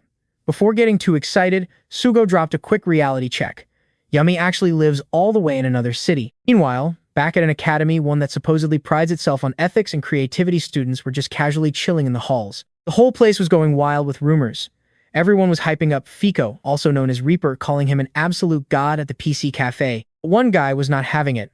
Ben Xander was absolutely fuming, literally kicking anything and everything in his path. He lashed out, screaming that Duian was pure trash. He called everyone complete idiots and swore he was going to absolutely destroy him next time. Just like that, he stormed off. Zero explanation. Pacing down the hall, Xander was boiling over, convinced everyone else was completely blind. What really ground his gears? The fact that even after he beat him, the entire school was still riding this guy's hype train. But his anger didn't last long. A second later, his phone buzzed, and man, those messages were a total game changer. Then a call came through. He actually answered it instantly, which is wild considering he normally hates talking to absolutely anyone. The voice on the line claimed to have massive news, but Xander snapped back he already knew. After waiting forever, his golden ticket was finally here. Mam's team was officially recruiting. Fast forward to inside the game. Spellboy just had to ask, were the crazy rumors true? Was Yummy really joining their squad? Suo gave him a big fat yes. Turns out, Our boy had actually queued up with this legend a few times before, so the blonde made the call. Time to stop talking and start playing. They needed a test match right this second. Boom! They loaded into the lobby with their shiny new recruit. Meanwhile, back in reality, Sarah finally pieced together why Jay was furious with Minho. Sarah kept blabbering away, but her sister shut it down fast. She was officially done playing spy for her. Click. She totally hung up on her. But right then, some random girl sprinted past without looking. Bam! A massive collision that sent her flying backward. The culprit? Hi, Mina. She just stood there, towering right over the girl she just knocked down to the floor. But before Sarah's sister could even yell at her, the blonde suddenly dropped to the floor and started fake crying. Yeah, absolutely bizarre behavior. Back in the game, it was showtime for Yummy. Duian was staring in pure shock. Why? Because her avatar's face suddenly morphed completely. A cold chill hit our protagonist. Wait a minute. She was supposed to be sweet, right? Because right now, she looked absolutely terrifying. Penny tried breaking the ice. Nice to see you again, she offered. But Yummy? Just total dead silence. Every passing second, Duan was getting seriously creeped out. The tension was insanely heavy. Then, out of nowhere, bam! She flashed the absolute sweetest smile and warmly greeted the whole squad. Talk about giving Duian total emotional whiplash. She was super humble, thanking them for the invite. She even admitted that despite her legendary status, her career definitely had some rough patches. But Sua knew better. She was a total game changer. In return, Yummy tossed the massive respect right back at Aegis. Watching them vibe so perfectly, Duian totally dropped his guard. Honestly, it brought back some heavy nostalgia of his good old days with Nam. Anyway, match time. But wait, the second she locked eyes with our main guy, that smile instantly turned into a crazy, intimidating smirk. Oh boy. The match started with a bang. Someone immediately popped Frozen Fog, a massive calming skill that literally freezes the entire zone. Top tier support move right there. That was all Yummy. But her expression while casting it, straight up unhinged. Spellboy was literally cowering in absolute fear behind Benny. Even our main guy practically hid behind Suvo. But then snap, the scary face vanished, and she started cheering them on with pure, Nom-style sweetness. Formation set. With their massive tank Spellboy leading the charge, the damage dealers quietly advanced right behind him. No hesitation. An enemy player aggressively pushed forward to burst down their tank. But Spellboy didn't even flinch. He braced for impact while the squad backed him up. Then, Yummy noticed it. Staying a bit in the backline, her sharp eyes caught a tiny, weird shadow shifting out of place. Instant red alert. She pinged the danger immediately. A split second later, she was screaming orders, telling our protagonist to snap his aim hard left. He flicked his crosshair instantly. And there it was. She totally predicted a sneaky ambush lurking right behind the cover. Total perfection. Duian locked on with insane reflexes and fired, landing an absolutely devastating shot right on their weak point. Enemy down. Yummy's face totally lit up with excitement. She showered our hero with amazing compliments, which honestly left the dude completely blushing and flustered. But the fight wasn't over. Spellboy was suddenly struggling after his transformation wore off. One instant heal later, and boom, his health bar is completely maxed out. Honestly, she might not be Nam, but this girl is absolutely carrying her weight. Things get spicy though. Suo starts eating some massive damage, and Yummy immediately calls for a retreat. Meanwhile, Benny tracks an enemy way up high, but totally whiffs the shot. Instead of getting toxic, Yummy just hypes her up. She promises she will definitely nail the next one. And just like that, the whole squad is completely whipped. Match ends, and obviously, they beg her to join their roster. She accepts without hesitation. Sugo starts hyping up a pro career before realizing that he's getting way ahead of things. Classic Sugo. He bounces off to celebrate, while Yummy casually waves at our main character. Now, they need a team name. Suo does not hesitate. He literally just blurts out the absolute first idea that pops into his head, totally confident about it. Cutting back to reality. School hallways. The girls randomly cross paths, but Mina is acting shady as hell. Sarah's sister is just completely baffled by it. From her angle, it looked like this girl literally fake-tripped just to copy her own fall, but the oblivious crowd completely missed the act. They rush over, panicking to help her up. Out of pure reflex, the innocent girl tries to apologize, but Juri yanks her back immediately. In Juri's mind, why say sorry when the other girl threw herself on the floor? So, despite playing the victim, Mina's mask cracks looking visibly pissed. And naturally, her little sycophant squad completely backs up the blonde's story. Except Juri isn't blind. She saw Mina straight up launch herself at Bonnie. So, she coldly asks why the blonde took a dive too, completely catching her off guard. Dead silence. Everyone's brains are buffering. Mina finally stammers out an excuse about losing her balance, basically gaslighting Juri by saying she was too far away to see properly. Mina steps up, flashing a fake sweet smile, asking if she's hurt, but Juri shuts it down. Her eyesight? 2020, babe. Zero blind spots. Pivoting hard, Mina plays the classic long time no-see card, asking how she has been. This actually catches Juri off guard. She pauses, looking down, genuinely kind of embarrassed. She just slowly shakes her head. Awkward. She has absolutely zero memory of her former classmate. Honestly, Juri could not care less. But playing polite, she drops a generic "great to see you too." By the end, even Mina's loyal squad is entirely captivated by Juri's unbothered boss energy. And Mina, her fake smile drops. Pure rage underneath. Poor Bonnie is completely tongue-tied under pressure.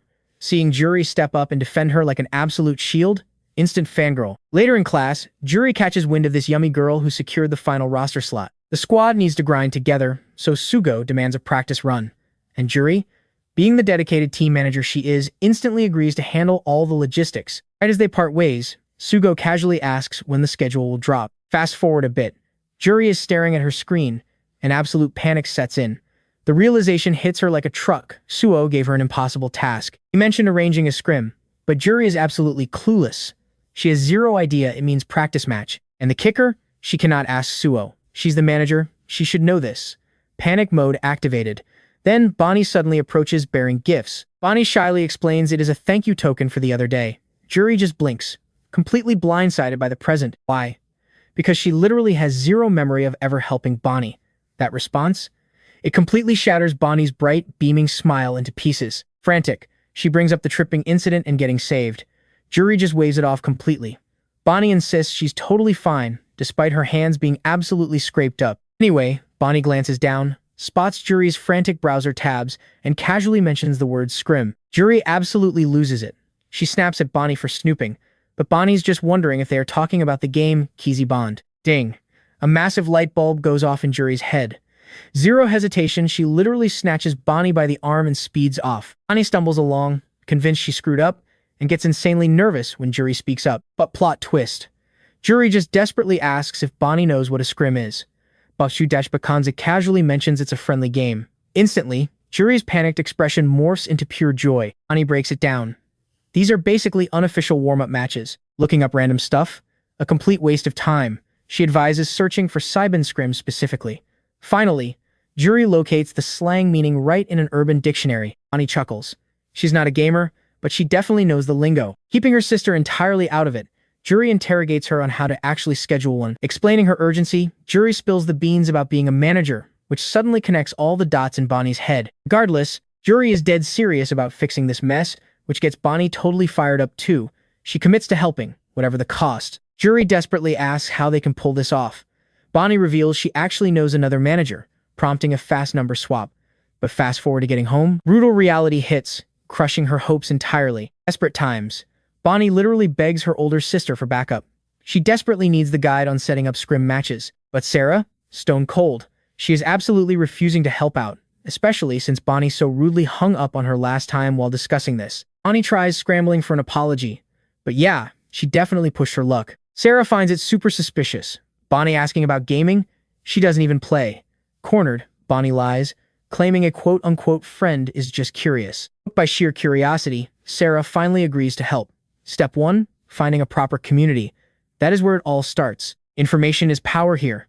Sarah pulls up several forums, spotlighting one massive site dedicated entirely to CZ Bond. Bonnie literally freezes. Why? Because Dwan is plastered right across the front page of the site. The site breaks down booking a scrim match.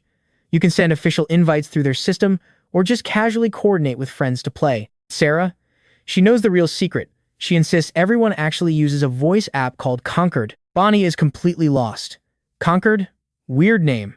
Sarah explains it is a dedicated mic chat, but Bonnie just stares blankly. Like, does the game not have voice chat already? Rolling her eyes, Sarah clarifies that this app is just way smoother and faster. The chat rooms are absolutely popping off with scrim requests.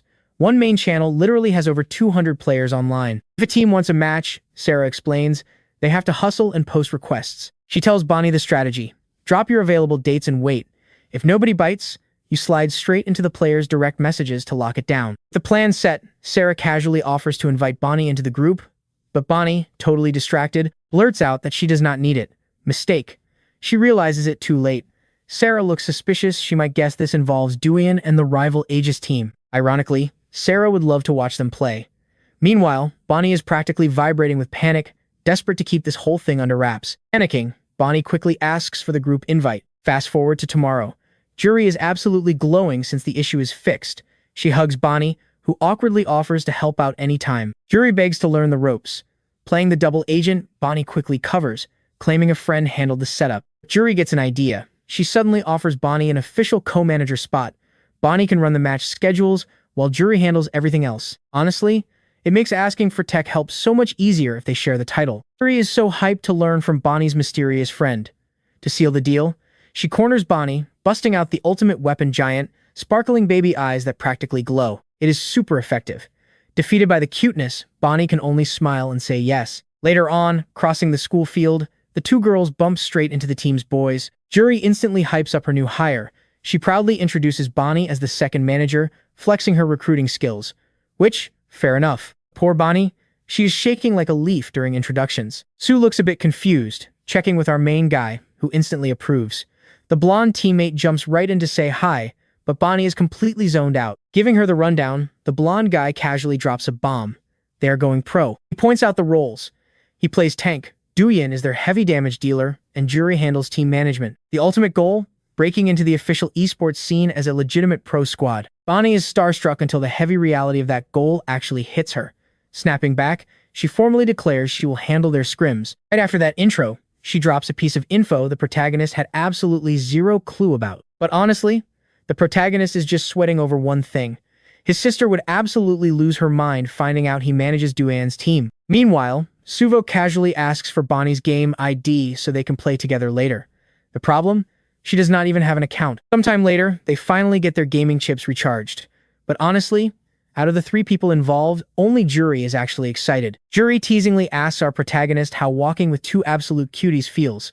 Sugo missed out, while Bonnie hilariously wonders who the second cutie is. Either way, they have to help their rookie manager set up an account. And ironically, this task falls on Duian. But since he is totally clueless too, he accidentally logs into the wrong server entirely. Juri laughs her head off at the mistake, but quickly gets serious there is a major problem to fix. At Suo's house, he checks on his sister. Even though they share the same massive house, he tells her to just call his phone. He is busy logging in with his squad. But the second the blonde walks out, his sister grabs a book, angrily muttering complaints under her breath. The whole team accepts the invite and spawns into the game. Juri immediately takes the mic, announcing she wants custom team skins. Bonnie spawns in under the name Soybean. Her avatar rocks longer bangs, but honestly, her entire character design looks completely revamped. Meeting up in-game, Bonnie is completely amazed by how adorable Juri's avatar looks. Juri, naturally, returns the exact same compliment. This is the absolute perfect moment for Juri to flex all the real money she spent, but the bragging stops fast. Bonnie's avatar is twitching so weirdly. The rookie manager starts screaming that her camera simply will not stop spinning. She might have watched gamers a million times, but actually using these VR controls herself? Total absolute disaster. A few moments in, completely dizzy. Her head is literally spinning. Stepping in to help, Juri drops some pro advice focused strictly on that left hand. She walks Bonnie through the classic PC gamer stance. Fingers locked onto the W, A, S, D keys, and that pinky? Parked right on the shift button. No exceptions. To fix that nauseating camera spin, Juri shows her a neat trick. Just tweak the mouse sensitivity using the scroll wheel. Easy fix. Honestly, it only takes seconds. Bonnie catches on fast, pulling off some surprisingly smooth moves. Sure, she's still clumsy, but the muscle memory is definitely kicking in. Right on cue, the rest of the squad finally logs online. Juri drags them straight into the voice channel. Were they just playing? Oh, absolutely. Benny immediately starts bragging about how he totally carried the last match, which instantly starts a hilarious shouting match between those two. The crew starts talking hardcore ranked strats, and poor Bonnie, completely lost in the background. Newbie panic starts setting in, but Duian, total lifesaver. He slides a gaming headset right over her ears. While Bonnie tries to process the audio setup, Benny will not stop roasting Spellboy. The result? Spellboy snaps, launching an absolutely flawless flying kick right at him. Does Benny care? Nope, not even a little. Pushing that guy's buttons is just prime entertainment. Wait, new player? Benny spots Bonnie, and our rookie manager shyly says hello. Spellboy immediately simps over her cute voice, earning a brutal creep label from Benny. Spellboy loses it again, he was just giving a compliment. Juri cuts through the chaos, warning them that while Bonnie has insane game knowledge, her actual mechanical skills, basic. Spellboy is completely stunned. How does that even work? Benny explains it perfectly. Some players are just walking wikis with zero practice. Sue finally connects, but since they're just warming up, Jury benches Bonnie as a spectator for now. Yummy is still missing in action. But whatever, they're already queuing up for the lobby. Honestly, Bonnie is just mind-blown hearing everyone's voices crystal clear through her headphones. Setting up the lobby, our protagonist locks in a classic 3 versus 3 mode. Bonnie just zones out, completely mesmerized. Gaming with friends right next to you, and others miles away, she is absolutely loving this entire geeky experience. Fast forward to wrapping up, Bonnie cannot stop rambling about how awesome it was, even as a benchwarmer. Then it clicks, she promised to meet a friend locally. Flashing a massive smile, she waves her goodbyes and takes off. After her friend finds her, Jury flags down Duyen to walk home. But during the walk, you can practically see the gears turning in our protagonist's head, which Jury instantly notices. Initiated this chat, right? But now, the guy is just completely frozen, swallowing his words. The silence is agonizing. Jury finally snaps, telling him to spit it out. But honestly, just one look at his guilty expression, and she connects the dots. She asks the million-dollar question. Did he see her screen? His dead silence?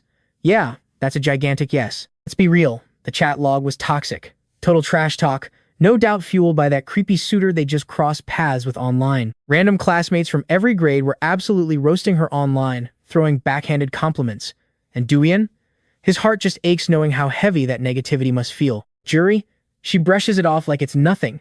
They've got a solid squad now, right? She orders him to drop the gloomy act. Besides, she's way too booked and busy being the best team manager ever. Designing uniforms? Check. Handling team hype and marketing? Check. She's even researching how to mix the perfect gamer lemonade. Honestly, she doesn't have a single second for online drama. Back to Bonnie. Her buddy eagerly asks if that clumsy fall actually brought her closer to Jury. Bonnie's verdict? Jury might have this intimidating aura, but deep down, she's dangerously adorable. Then she unloads all the epic details from their PC Bang hangout, her very first gaming session, and she is officially obsessed. She could have fangirled about her new friends for hours, but eventually, she reins it in. Shift scenes to the pro team's gaming house. The atmosphere? Super tense. Two guys are absolutely stressing over their playbook. Manhwa is dead silent, while Nam ruthlessly tears their strategy apart. Sarah and one of the staff managers exchange nervous glances. Things are getting heated. Sarah vouches for a new recruit, calling him a reliable heavy hitter. But Nam instantly shoots it down. Zero room for error here. They need a seasoned veteran, not some rookie project. Shockingly, their star player Jay, the undisputed rank 1 flat-out refuses to compromise. Yuji and Eugene are completely stunned. Jay never acts this stubborn. Even upper management is sweating now, silently agreeing they need to defuse this bomb later. Pivot. Someone suggests a snack run just to break the suffocating tension in the room. Eugene grumbles about being the errand boy, but smartly decides not to argue. The second the door clicks shut, the head manager takes a breath and pulls Jay aside for a reality check. Nam refuses to back down. He wants an absolute god-tier player on their roster. Sarah jumps in again, begging them to test her guy. His stats are incredible. Plus, the Reaper class isn't the only way to melt health bars. Suddenly, the male manager drops a massive bombshell. Whispers of a major debut tournament in China next month. Nam instantly panics, while Minho's expression turns deadly serious. Back-channel sources confirm the official announcement is hitting the internet tomorrow morning. Huge deal, right? But here is the catch, it is strictly locked to Chinese organizations. However, the manager drops the real payload. Korean teams are getting flooded with invites from international leagues. Sarah smirks at Jay, asking if he connects the dots. Oh, he knows. A massive global tournament is coming. And that right there? That is exactly why they desperately need fresh blood. Nam knows the clock is ticking way past the point of playing nice with his morals, so he gives the manager a green light for whatever works, while Minho just stays completely silent. Cut to the academy later that afternoon. Sua struts right up to Yummy, flashing this absolutely massive, blinding smile. It catches her completely off guard. I mean, the guy literally kicked her classroom door open and instantly stole the spotlight from everyone else. Response? A brutal, unapologetic kick straight to his shin. Classic. When they finally get some privacy, she demands his actual motive. But Suo just wants to talk. He is genuinely eager to pick the brain of a top-tier legendary gamer. Demi does not hold back. She makes it clear she isn't whining as a top-notch support. She has absolutely zero shade to throw at Duyen. On top of that, Benny actually drops some heavy praise for Spellboy. His map traversal? Absolutely clutch for shifting gears, though she definitely calls out how he vanishes on them mid-match. But honestly, Her biggest red flag is the blonde guy sitting right in front of her. Because let us be real, his whole job was supposed to be melting health bars. Benny brutally roasts his awful kill-to-death ratio. But rather than forcing him onto healing duty, she drops a wild idea he needs to bulk up and play a frontline tank. Shockingly, the guy just grins. Yummy is completely baffled normally. A player would throw a massive tantrum after getting roasted like that. Touched by his chill vibe, she softens up, offering a friendly pat and a quick pep talk. Changing the subject, they both admit the rookie Subo still has a massive mountain to climb, despite his age. As for the staff running the show, Yummy genuinely believes they are absolutely crushing it. She hated Jury in the beginning, not gonna lie. But eventually, she realized her true value, and the exact same goes for Bonnie. Crazy coincidence, they are all the exact same age, though Sua confesses Bonnie remains a total mystery to him. Shifting focus, Benny brings up the elephant in the room, our protagonist's hidden identity. He is dying to hear exactly how Bonnie handled that massive bombshell. She pictures the poor girl literally passing out from the shock of sitting next to gaming royalty. Benny presses for an answer, but the blonde guy? Completely lost in space. She pushes harder, making Suo break out in a nervous sweat before he finally caves and drops the juicy gossip she wants. Right then, Chag, operating completely solo in his head, feels absolutely certain Bonnie gives zero cares about esports. Wait a second. He suddenly recalls Benny hyping up her insane game sense. Total red flag, how does a casual observer understand high-level strategy? Panting heavily, a cornered gamer just screams in pure panic. He keeps sprinting like his life depends on it. All his supports are dead, he desperately needs backup. That is the survival strategy, anyway, until he notices a shadow stalking him.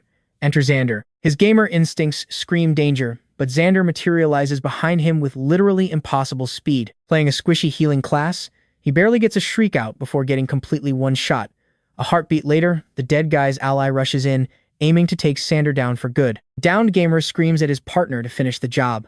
But despite all that raw determination, the rogue class player executes perfectly. He completely dominates the skirmish, humiliating two entire opponents single-handedly before vanishing into the shadows. Bagging a flawless double kill gives Xander a massive ego boost. Striking down their core support, he thinks the match is already won. Reality check, a brutal system notification flashes on screen. 4 of his own teammates just got wiped out. Xander is utterly stunned. He just clutched a 2 versus 1. But the harsh truth hits zero teamwork and garbage mechanics make a numbers advantage completely useless. Pulling off his headset, Xander's blood pressure hits the ceiling. He is literally moments from raging. Suddenly, a door opens. He panic mutes his microphone at lightning speed, just his mother checking in to announce it is dinner time. The second she steps out, Mike goes live again, and he unleashes absolute verbal hell on his squad. Naturally, this starts a massive civil war in voice chat. One teammate fires back, sarcastically asking if he uses that same filthy language with his own mother, demanding he show some basic human decency. But Xander? Oh, he just goes twice as hard. He absolutely obliterates the guy who choked his ultimate ability, screaming at him to delete the game. He aggressively labels his entire party as absolute trash, lacking even a single functioning brain cell. Taking it personally, they tell him to go to hell, throwing his embarrassing defeat against Duyan at the recent tournament right in his face. Xander just screams at everyone to shut their mouths. Eventually, his squad decides he isn't even worth the oxygen and goes quiet, a move that pisses Neophilis off beyond belief. Yet, there is one mysterious player in the lobby just silently watching his entire meltdown happen. The inevitable defeat screen flashes. Xander completely loses his mind, violently chucking his mouse across the desk, popping the buttons clean off like a busted toy. A little while after that, a mysterious user named Seed joins an exclusive private lobby. Neophilis immediately vents about having an absolute garbage day, but Seed, she refuses to entertain his drama. Instead, she cuts right to the chase, demanding status updates. He hesitates for a beat before leaking massive news he locked down a high-stakes team tryout tomorrow morning. Seed connects the dots instantly. An audition means his foot is firmly in the door. Despite some lingering doubts, Xander gleefully accepts that his professional esports dreams are finally happening. Because once he goes pro, every single bit of this current misery just disappears. But hey, Sanders isn't backing down.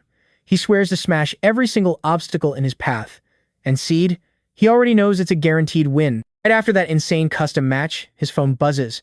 And man, the notification leaves him completely frozen in shock. Nobody should be texting him this late. So he checks it, right? Absolute gut punch. The esports manager handling his recruitment just killed the interview without a single word. Meanwhile, over on the other side, Swabit was just as stunned, but for a totally different, absolutely nonsensical reason. But get this, instead of getting tilted, the guy was actually hyped. He was completely ready to crush a very mysterious request. Up to the city streets. Walking back from the market, Duyan casually asks his sister to grab the remaining grocery bags. but she totally refuses to be a burden. Our main character insists she worked way too hard, but she fires right back saying he studied just as intensely. They share this really wholesome, quiet moment. Keeping it real, his sister jokes that good grades aren't in their family DNA, but she is just happy he isn't slacking off. And she drops the big question. Is he seriously going to keep mumbling to himself alone in his room every single night? Our boy quickly defends himself. He is just grinding games with his squad online. Honestly, he's super worried about keeping her awake, but now that she gets the whole picture, she completely drops it. She doesn't even care that he pulls all-nighters for gaming instead of actual studying. Changing the subject, our protagonist drops a hint. He is actually thinking about upgrading his entire gaming setup. His sister immediately asks if something is broken, and looking super embarrassed, he admits, "Nope, everything works just fine." But listen, Duian never asks for favors. Like, ever. So she just sighs and asks for the total price tag, which absolutely makes his entire day. Back then, Suo basically hard-carried his setup, tossing him an old computer case, 8 gigs of RAM, and a totally borrowed graphics card. So he casually drops the number 500 for the missing parts. His sister's jaw drops. She totally wasn't expecting that massive price tag, especially since he literally scavenged half the rig. Instantly, she starts stressing over the monthly bills. Seeing her visible panic, Duian immediately takes his request back, but she quickly stops him. That is not what she meant at all. She promises to chip in next payday, even sliding him some cash right now to buy snacks with his guildmates. Moving on, his sister brings up another guy in our hero's squad, because this guy keeps carrying them in real life, donating spare gear like that monitor he dragged over recently. She remembers all this chaos started over some smart aleck player. Duian knows exactly who she means. Dead on. She is 100% talking about his boy Xander. That thought completely kills his mood. Meanwhile, downtown? Standing right outside a massive corporate high-rise is that exact same guy, looking absolutely ready for war and demanding answers. Let's quickly hit rewind for a second. Sei absolutely lost her mind when she heard his tryout got scrapped. Honestly, it was her brilliant idea to just show up at the agency's front door and demand answers. He texted back his game plan, and eventually, the team agreed to a face-to-face. So here he is, knocking on the door, holding his breath until someone finally calls him in. He steps inside, politely asking to enter. Seeing the Nephilis logo everywhere, a corporate employee immediately steps up to welcome him. The guy motions for him to take a seat, casually asking if the team's gaming facility lives up to the hype. He offers a beverage, but Xander shuts it down. He is here for business. So the manager cuts the small talk, asking if our boy is ready for the brutal truth. Xander just straight up demands to know why they killed his interview. And then, the corporate guy drops a bomb saying his team actually found exactly the type of player they wanted. Hearing that, Xander gets visibly pissed. He instantly demands a pure skill test right there inside the game. But look, even though the manager completely understands his massive frustration, the guy needs to lay down the harsh reality of top-tier recruitment. After all, managing a legendary esports roster means having absolute standards. This manager used to be a pro himself, but Xander already knew that because honestly, it is literally impossible to exist in this game without knowing the legendary Simon Wan. Like Xander already knows, Simon explains that TC Bond requires crazy team synergy. You have your calm, calculated players, and then you have the absolute chaotic wildcards. His master plan? Forging a squad of 5 absolute beasts. But because that team dynamic is so volatile, he values an applicant's real-life personality above pure gaming skill. Xander is totally blindsided by this, but Simon calmly explains that in any pro lineup, your attitude matters just as much as your mechanics. Building an esports dynasty demands good people. Completely baffled, Xander snaps back, asking what the hell is wrong with his attitude. Simon just smiles and drops the reveal he still grinds the ranked ladder daily. Sure, his mechanics degraded, but he is still sitting comfortably at Grandmaster tier. So, queuing up with the absolute best, Simon saw firsthand exactly how toxic Xander acts in the servers of TC Bond. Truth bomb. He's dealt with an insane amount of drama whenever Xander is in the lobby. Trying to avoid making it weird, Simon suggests they just end the meeting. Xander was absolutely not accepting that answer. He begged for one final chance, but the manager flat out told him another tryout would just be burning time. After dropping that massive reality check, Simon coldly asks if the kid has any final questions. Head hanging low, Xander swallows his massive pride. He accepts the harsh truth, but still practically begs for that test. Suddenly, plot twist, a second manager walks into the room, totally interrupting. Just like that, a brand new evaluation is officially scheduled. Xander respectfully bows deeply, genuinely thanking the manager for his precious time. And honestly, he just walks out quietly. No raging, no screaming, which completely shocks Simon. who fully expected a massive gamer meltdown. Meanwhile, the managers were whispering about some spicy new intel, the whole Duan situation. They were scheming something for the upcoming practice match, but get this, Xander? He totally eavesdropped on them while creeping down the hallway, and once he was safely out of earshot, oh, he snapped. Pure, unfiltered rage just completely took over. Back in the custom lobby, Suo hypes up the squad. Today is the day, guys, their very first official practice run. Snap! The second manager drops the big reveal. Their opponents for today? A squad literally calling themselves the United Pizza Union. I kid you not, their usernames are Pepperoni, Hot Barbecue, Super Supreme, Double Cheese, and Hawaiian. Clearly, these guys have a serious obsession with pizza, matching their entire brand around it. Now, they might be sitting at a lower rank, but Suo? He is not underestimating them for a second. The opening play, simple but brutal. Send Benny and Duan straight in to absolutely melt the enemy tank right off the bat. The manager splits this showdown into two phases. Everyone locks in. And just like that, the clash between the pizza squad and our newly named team, Defo, finally begins. The squad rushes out to claim their territory on the map.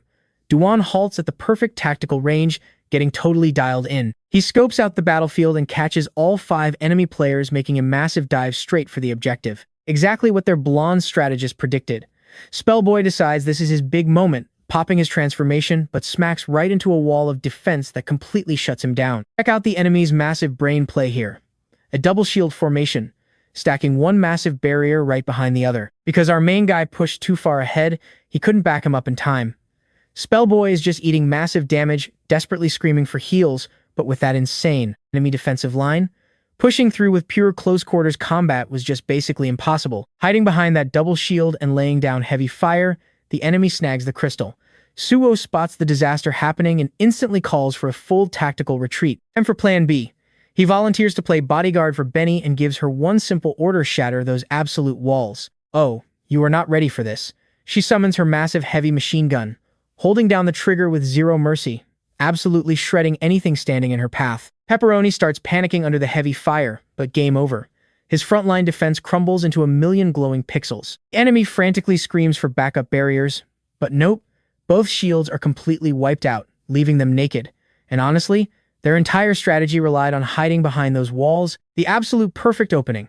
Yummy instantly pops his global pandemic skill, tagging their main damage dealer right in the face. The magic works like this. For 10 grueling seconds, it burns away 5 health points every 2 seconds. But here is the kicker. Whoever catches this debuff basically acts as a walking hazard, infecting any teammate standing within 3 meters. Obviously, their carry has to scramble away from his own squad. But that forced isolation? That was the exact trap Duan needed to easily assassinate him. Her panic mode activated for the pizza crew. By the end, they were literally just crying in voice chat about not drafting a long-range shooter. Returning to the pregame lobby, the management team checks in on how that intense warm-up felt. Suo is pumped, totally ready for a best of 3, while Jury flexes that she got all the footage. Then Suo turns to Benny, asking how her gameplay felt out there. Surprisingly, she admits she actually played perfectly fine, no complaints at all. Hearing that, Suo is absolutely beaming. Meanwhile, Spellboy is sweating, saying that practice round felt way scarier than actual rank climbing. Benny pats him on the back though, telling him to just enjoy the win. Right then, a massive system alert flashes across the blonde player's screen, killing the chatter. It is a hype new patch announcement, meaning the servers are crashing for maintenance. But forget that out of nowhere, a legendary player named Swabubot literally crashes their private lobby. The guy spawns in with this massive, confident smile. And Spellboy? He is absolutely losing his mind, acting like a total fanboy. He's freaking out so much that Benny honestly feels like a third wheel, poor girl. Anyway, Swebot casually asks about their recent practice match, showing he has been keeping tabs. Getting straight to business though, Suo locks eyes with him, asking if those wild rumors floating around are actually legit. Boom! Without hesitation, the guy drops the bomb, laying out the entire secret agenda right there on the table. Suo cannot even believe it. Turns out, the official league is opening up public applications for a massive offline tournament in Korea. And to make things even crazier, seeing everyone's jaws drop, Swoboda proudly flexes that he is going to be the lead shoutcaster for the whole event. Since they already know the guy, Suo and Duan are hyped beyond belief. But Spellboy? The dude is basically ascending to another dimension of pure fanboy joy. Sububot admits he is absolutely addicted to this game's competitive energy, especially the chance to interview up-and-coming pros. But here is the thing: he needs to grind his actual game sense before casting. So, he casually asks Suo, and Duan for some private tutoring. Team gives them the green light. Cut to a high-end restaurant where Suho is just absolutely destroying the food in front of him. The kid even tries to sneak a drink, but obviously, no way they are letting a minor touch alcohol. Between bites, though, Suho realizes Duan is acting super weird. The poor guy is practically frozen. It is his first time stepping foot in a luxury restaurant, completely paralyzed by all these fancy, expensive menu choices. But honestly, that is not the only reason he is sweating. There is a whole other secret he is definitely not ready to confess just yet. Quick rewind to when Swabidat just casually invited the two absolute legends out for a meal to prep for his big casting gig. Makes total sense, right? If you are going to hype up a match, you need to understand the minds of the absolute beasts playing it. So Swagbit pitched a genius idea, an exclusive dinner interview. And our blonde guy? Absolutely all in. Yoon, though, he hesitated, humbly claiming he wouldn't be much help. But his friends shut that down, instantly screaming that he literally carried their entire game and had no clue about his own worth. Seeing their hype, our boy finally caved. But here's the twist, the streamer wanted a third guest for this epic sit-down. Since nothing was locked in, Swagbot had to make a quick phone call first. Top of his list, J-Nam, who immediately rejected the streamer with zero hesitation, citing massive team schedules. And Minho? Classic Minho, completely silent in the background. So Swagbot played it cool. He sighed, casually announcing that he'd just have to interview Do-yoon and Suho by themselves. But honestly, that was pure bait, because the second Nam heard our protagonist's name, his heart absolutely exploded. While streaming the Swag Cup, the host smoothly justified calling them first. Suddenly, Nam completely panicked, frantically screaming Minho's name in pure desperation. Minho tried to remind him about their packed schedule, but Jay was literally begging in tears, and you just can't say no to that level of obsession. And that hilarious chaos? That's exactly how these two pros finally walked into the restaurant tonight. Right before reaching the table, Nam starts sweating bullets. Minho tries calming his buddy, joking that this legendary Reaper is literally just some high school kid. Spoiler alert that only made Nam's anxiety 10 times worse. A waiter finally guides them over. Nam is completely freaking out about meeting the legendary Reaper. But the funny part? Do-yoon is sitting there, equally terrified of meeting them. Moment of truth. Nam introduces himself, while Swagbot thankfully welcomes the pro. But honestly, the legendary Reaper looked exactly as he had always pictured him. Actually, scratch that. He gave off super familiar, almost little brother vibes. Meanwhile, our protagonist was practically shrinking in his seat, painfully shy around these giants. Food hits the table, and Swagbot jumps straight into the interview. Do pro players ever completely choke during tournaments? Oh, absolutely. Flashback to a winter tournament 2 years ago. High stakes. One-on-one. Nam had successfully flanked his enemy, ready for the perfect, clean stealth kill. He went to equip his shotgun for the finishing blow, but completely fat-fingered the keyboard and pulled out a massive sniper rifle instead. With auto-zoom instantly blinding his screen at close range, hitting the target became literally impossible. Absolute panic. Swagbot is stunned. Wait, didn't they win that match? The truth was embarrassing. Pure, absolute dumb luck. Jay somehow dodged everything and secured the kill with a desperate knife swing. Just like that, he barely survived an epic fail. But to Suho, watching from the stands, that chaotic scramble looked perfectly calculated. Swagbot nodded along, totally buying it, considering Nam's god-tier DPS reputation. But that raised a huge question. Why did he switch to support? Nam confidently claimed it was pure tactical innovation. Though he jokingly admitted his aging reflexes might have played a part, a comment that hit Swagbot right in the older gamer feels. They spent hours diving deep into Seban's hottest topics until the questions completely ran dry. Swagbot thanked the crew, while Do-yoon secretly felt guilty for staying so quiet. But right before leaving, Nam approached our boy, casually revealing he already knew about his rival team. Our protagonist excitedly reached out for a handshake, totally starstruck. But then, his hand nearly got crushed, because clearly, Nam was a million times more excited to meet his idol. Nam straight up confessed he wanted the Reaper on his squad. Suho immediately reminded him Do-yoon was taken. Jay still couldn't completely accept this harsh reality. But he walked away, throwing down a heavy warning they'd better stay sharp, because his team was scouting. Suho just smirked. He fired right back, promising that facing their squad wouldn't be an easy walk either. Cut to the headquarters of Nam's official squad. Manager Sarah C steps into the spotlight, warmly welcoming their brand new, highly anticipated team member. Back on stream, Swagbot dropped the hammer. Tournament registrations were officially closed.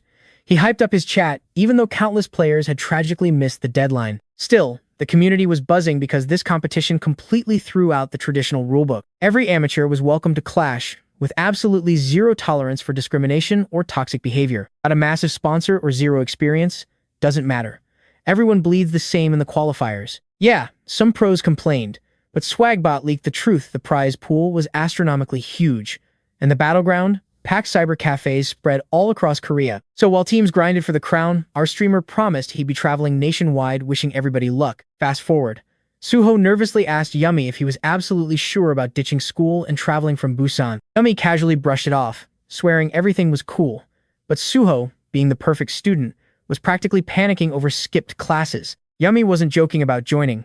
He mentioned a local cousin he could crash with, though Suho immediately offered up his own place just in case. Landing a massive sponsor would literally solve all their logistical nightmares. But the blonde guy couldn't bring himself to beg Swagbot. He quickly shifted the topic to Spellboy's upcoming schedule. Meanwhile, corporate managers were seen whispering intensely in the shadows about hidden agendas. Regardless of the background drama, Suho was absolutely fired up to win while keeping his grades intact. But the second he said that, his classmates, older bro Benny, and even Jury herself started panicking hard. They were literally brushing off exam season. Eventually, Suho just waved off his classmates, giving a special nod to Jury. Just like he promised, he jumped straight into an absolutely brutal in-game training grind, and somehow kept grinding his studies until he was literally passing out in his chair. Meanwhile, the managers were sweating it out too, stitching together some custom squad uniforms. Woo-yeon, on the other hand, couldn't grab 2 seconds of sleep without his phone blowing up. Oh, and Benny? Knee-deep in trouble for ditching class again. Classic. Over in the broadcaster booth, Yono couldn't believe it. Over 1,000 teams were storming the qualifiers. Absolute madness. Championship rules this time? Totally uncapped. Massive prize pool. That completely explains the insane 15,000 player turnout. For the organizers, a total double-edged sword. Following the money trail is practically impossible. Even Swagbot has zero clue who's dropping this kind of heavy cash. Dumpo, though, he isn't sweating the mystery behind this massive, shadowy sponsor. The guy already knew someone was pushing all in on Korean esports.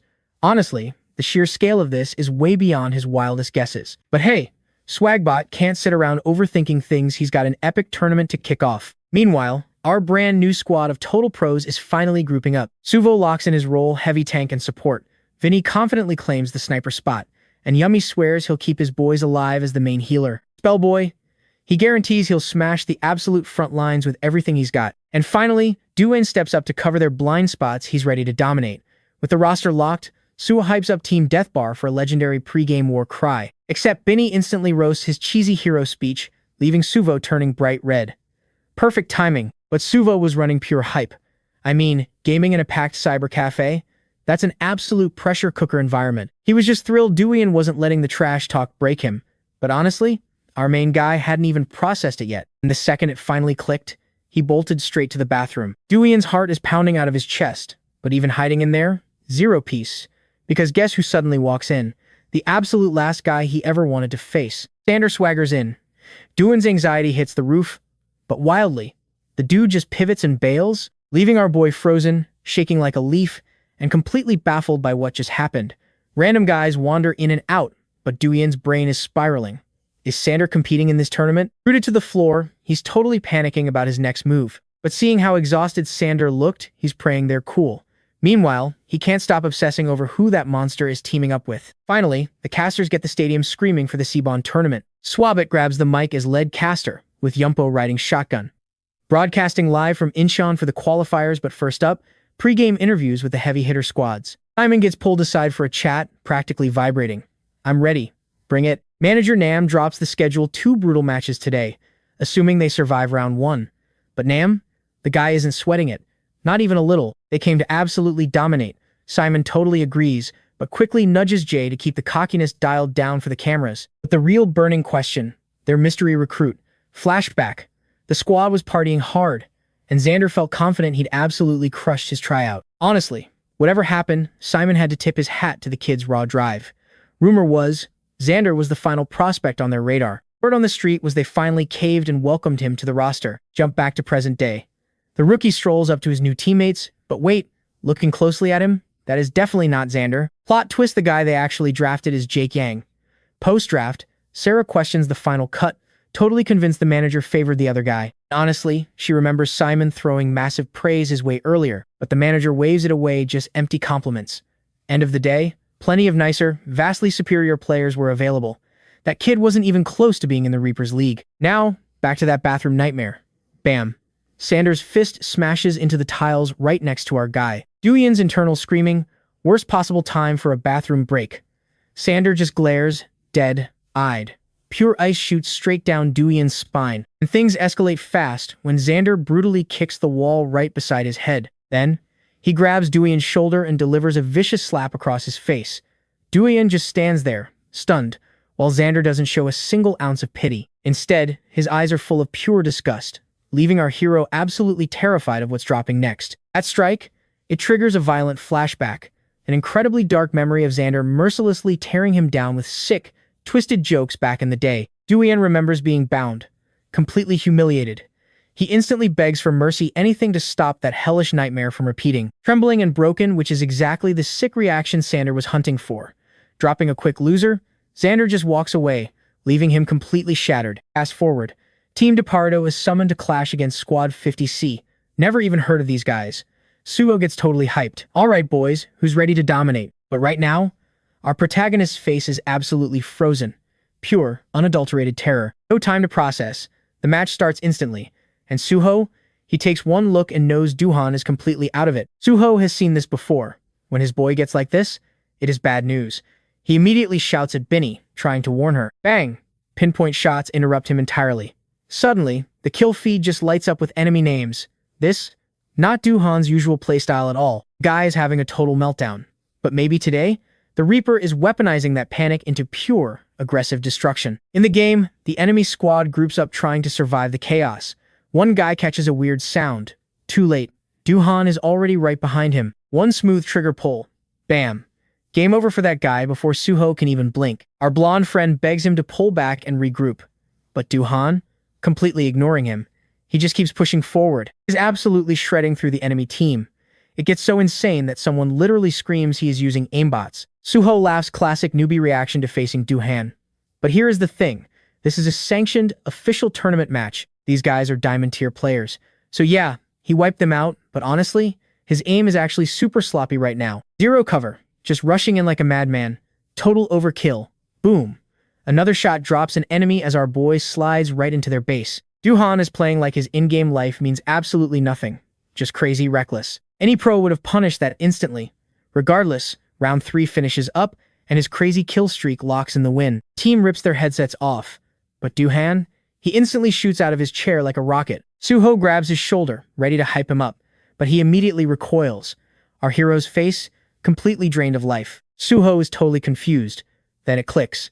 He scans the roaring crowd and locks onto the exact guy ruining Duhan's mental state right now. He's kicking himself for missing Xander's presence earlier. But whatever. They have another match coming up. Fixing his teammate is priority number 1. He definitely needs to deal with Xander. Duhan, however, he feels completely different about this. Our boy thinks his blonde friend is furious about his sloppy gameplay. His only thought right now, losing again is absolutely not an option. 1 hour break, time to eat. But Xander spots somebody marching straight toward him. And yep, it is an angry Suho. He flashes this completely terrifying fake smile. Xander just stares like an idiot. So Suho repeats himself this time, adding a heavy curse word. Tension is through the roof now. Suho casually starts mocking Xander's recent tournament failures, and wow, that strikes a massive nerve. Xander snaps back, saying he could not care less about Suho. But Suho drops one final threat, stay the hell away from Duhan. This villain, he actually gets excited for a one-on-one fight, but Suho just smirks. He prefers letting karma do the heavy lifting. He casually drops a hint. Payback takes time, sure. But he seriously warns this guy to watch his step before things get ugly. Xander slaps his hand away and arrogantly walks off, leaving Suho standing there, wondering who this jerk is even playing against next. But get this. Xander walks right over to a guy who knows everything. Another player who is absolute garbage, personality-wise. Meanwhile, back with the squad. Binny randomly knees Spellboy right in the back. The poor guy face plants onto the floor instantly. He scrambles up, and she just casually offers him food. Still annoyed about hitting the deck, Spellboy flat out rejects it. Next up is Yummy. He instantly accepts the free snacks. While chewing away, they talk about the food. But Spellboy just watches, weirded out that his friend is acting so incredibly polite. Yummy figures tournament mode means keeping things relaxed. But hey, it is break time. He casually asks Binny for extra snacks, literally calling her bro. Spellboy accidentally makes eye contact with the girl and immediately panics. But Binny? She does not judge. She actually thinks his shyness is adorable. The team managers finally arrive at the cyber cafe hosting this tournament. The place is absolutely slammed. It is packed with local competitors ready for war. Suho spots the managers and waves them over, checking if they got lost. Instead of answering normally, Juri proudly holds up this giant support poster she crafted just for him. Now, Spellboy has never met these girls in real life before. Super awkward introduction here, especially since everyone's actual heights do not match their avatars. Moving on, one manager starts giving Binny a hand massage, eagerly asking how the first round went down. Juri and Suho are practically glowing with confidence. Winning this next match? Guaranteed. These are just qualifiers, after all. But then, Juri notices somebody missing from the group. She spots Duhan sitting nearby, and her jaw drops at his completely shattered expression. She panics, asking what happened to him. Suho admits they crossed paths with Xander. Hearing that name, Juri does not flinch. She literally sprints off for payback. Yumi looks totally confused, asking who that girl even is. Binny just sighs, a complete lunatic. Anyway, back to our protagonist. Chaos finally settles, giving him a second to breathe. A manager sits beside him, bringing up the game. His answer? Short, cold, distant. Undeterred, she just starts muttering game strategies completely to herself. Our main character glances over at her phone, and what he sees? Completely unhinged fan art of the entire team. Honestly, it accidentally kills the tension. But then Juri completely shatters the piece, screaming that she handled Xander. Yuan freezes.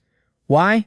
Because she is literally holding giant clumps of hair. She actually did it. She ambushed their biggest bully in the bathroom and left the guy completely bald. She proudly offers him the hair like a trophy to celebrate. Duan?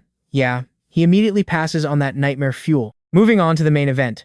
Death Barato versus the Animal Friend Squad. Suo leads the fully geared up crew straight to their battle stations. But there is a catch. The blonde spots Xander playing in the Burning Ambition match against Hello World. Talk about awkward timing. Here is the crazy part, though. Duan takes a deep breath and realizes something huge. The shaking? Completely gone. Game on. Suo scans the enemy stats right as the match starts. Good news, none of them have hit master rank yet. Spellboy instantly acts tough, telling our boy to hide behind him. Meanwhile, the enemy team rocks up in these adorable avatars, playing the innocent card. One of them even waves, saying they should totally be friends since it is their first time fighting Death Barato. Yeah, right. The cute act drops instantly. They blitz forward with terrifying speed, completely catching our guys off guard. Player in a jaguar skin pinpoints Yumi. Boom. Target locked. Yumi is so paralyzed he just stands there. 5 enemies closing in fast, and 0 escape routes. He starts screaming for his life, swearing he has never been focused this hard before. Duan just tells him to breathe. Cold as ice. He lines up his shots and instantly drops 2 of them. Suo corners another weak link who cannot dish out any real damage. He calls for backup, and Duan answers the call perfectly. No panic, no hesitation. Suo is so hyped he literally grabs him for a mid-game hug, insanely proud of how far he has come. Honestly, Duan feels unstoppable right now. Xander is still a threat, sure. But knowing Juri went completely rogue to defend him and get revenge, that means everything. A crazy bathroom stunt was exactly what he needed.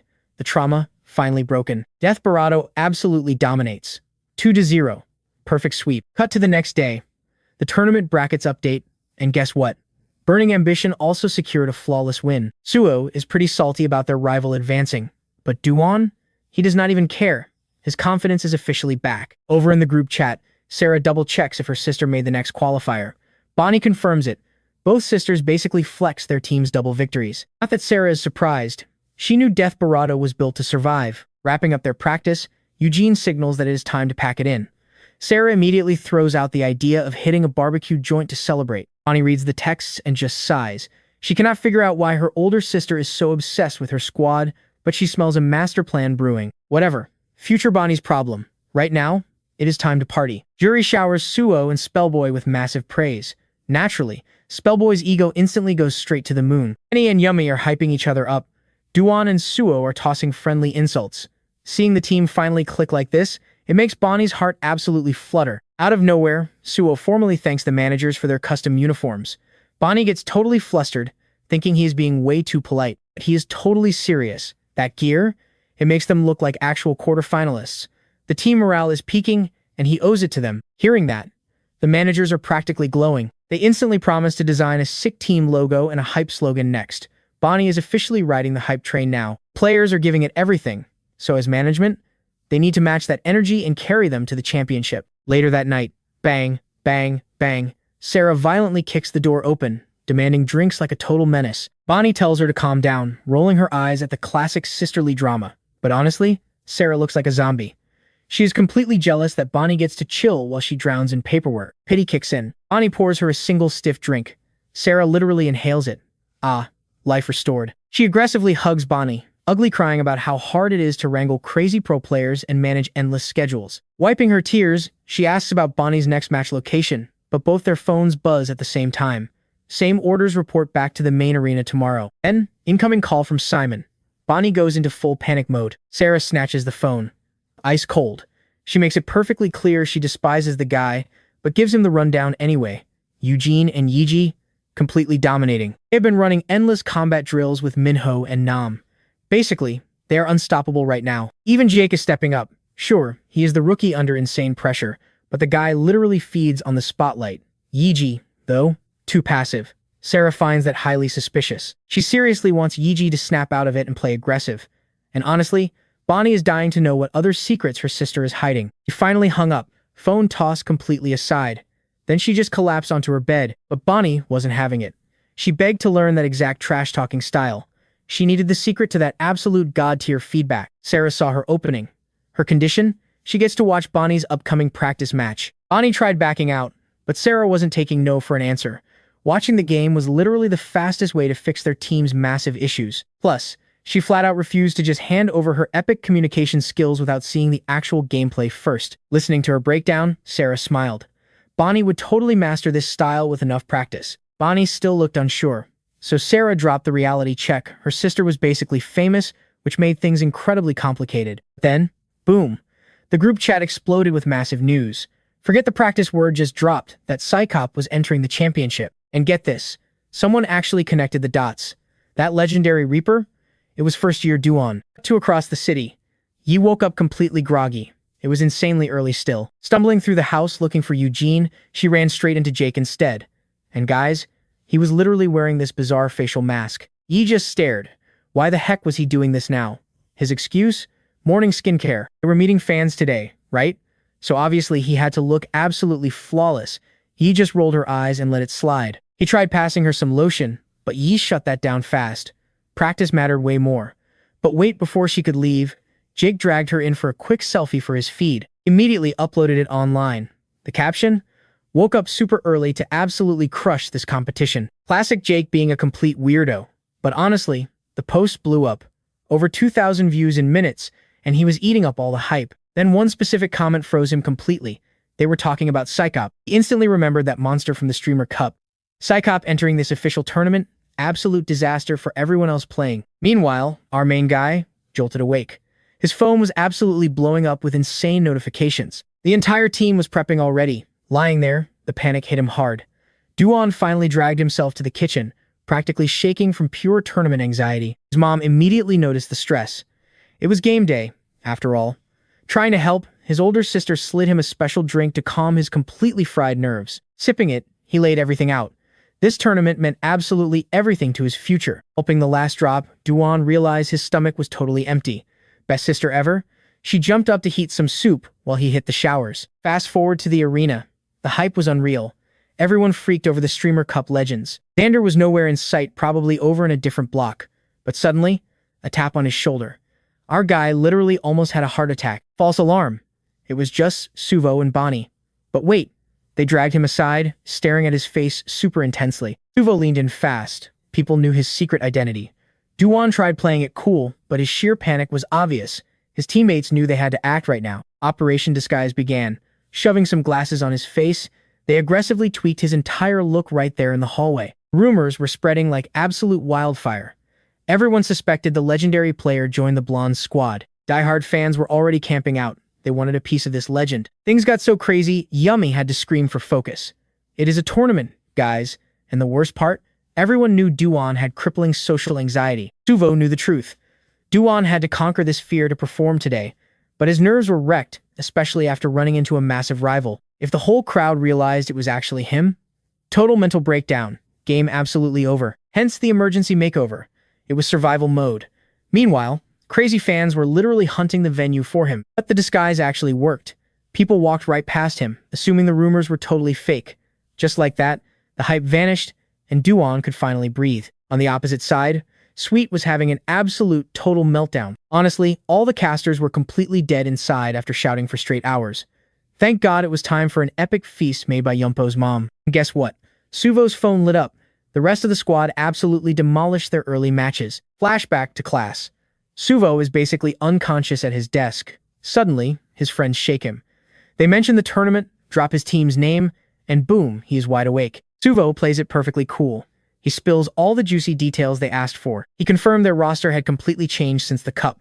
The gaming community already knew that and hyped them up for the upcoming quarterfinals. Still, it was all unconfirmed hype for now. Suvo promised them a massive victory dinner once they actually made it far. His friends instantly cheered him on, totally supportive. Then they brought up our legendary main character. They called complete cap on those rumors. Nobody saw him at the local PC cafe. They figured he just showed up to hype up Jury and Bonnie. Fast forward. Spellboy is genuinely terrified by their team's power level. The finals are next week. He is agonizing over this pro gaming dream, but the blonde teammate completely reassures him.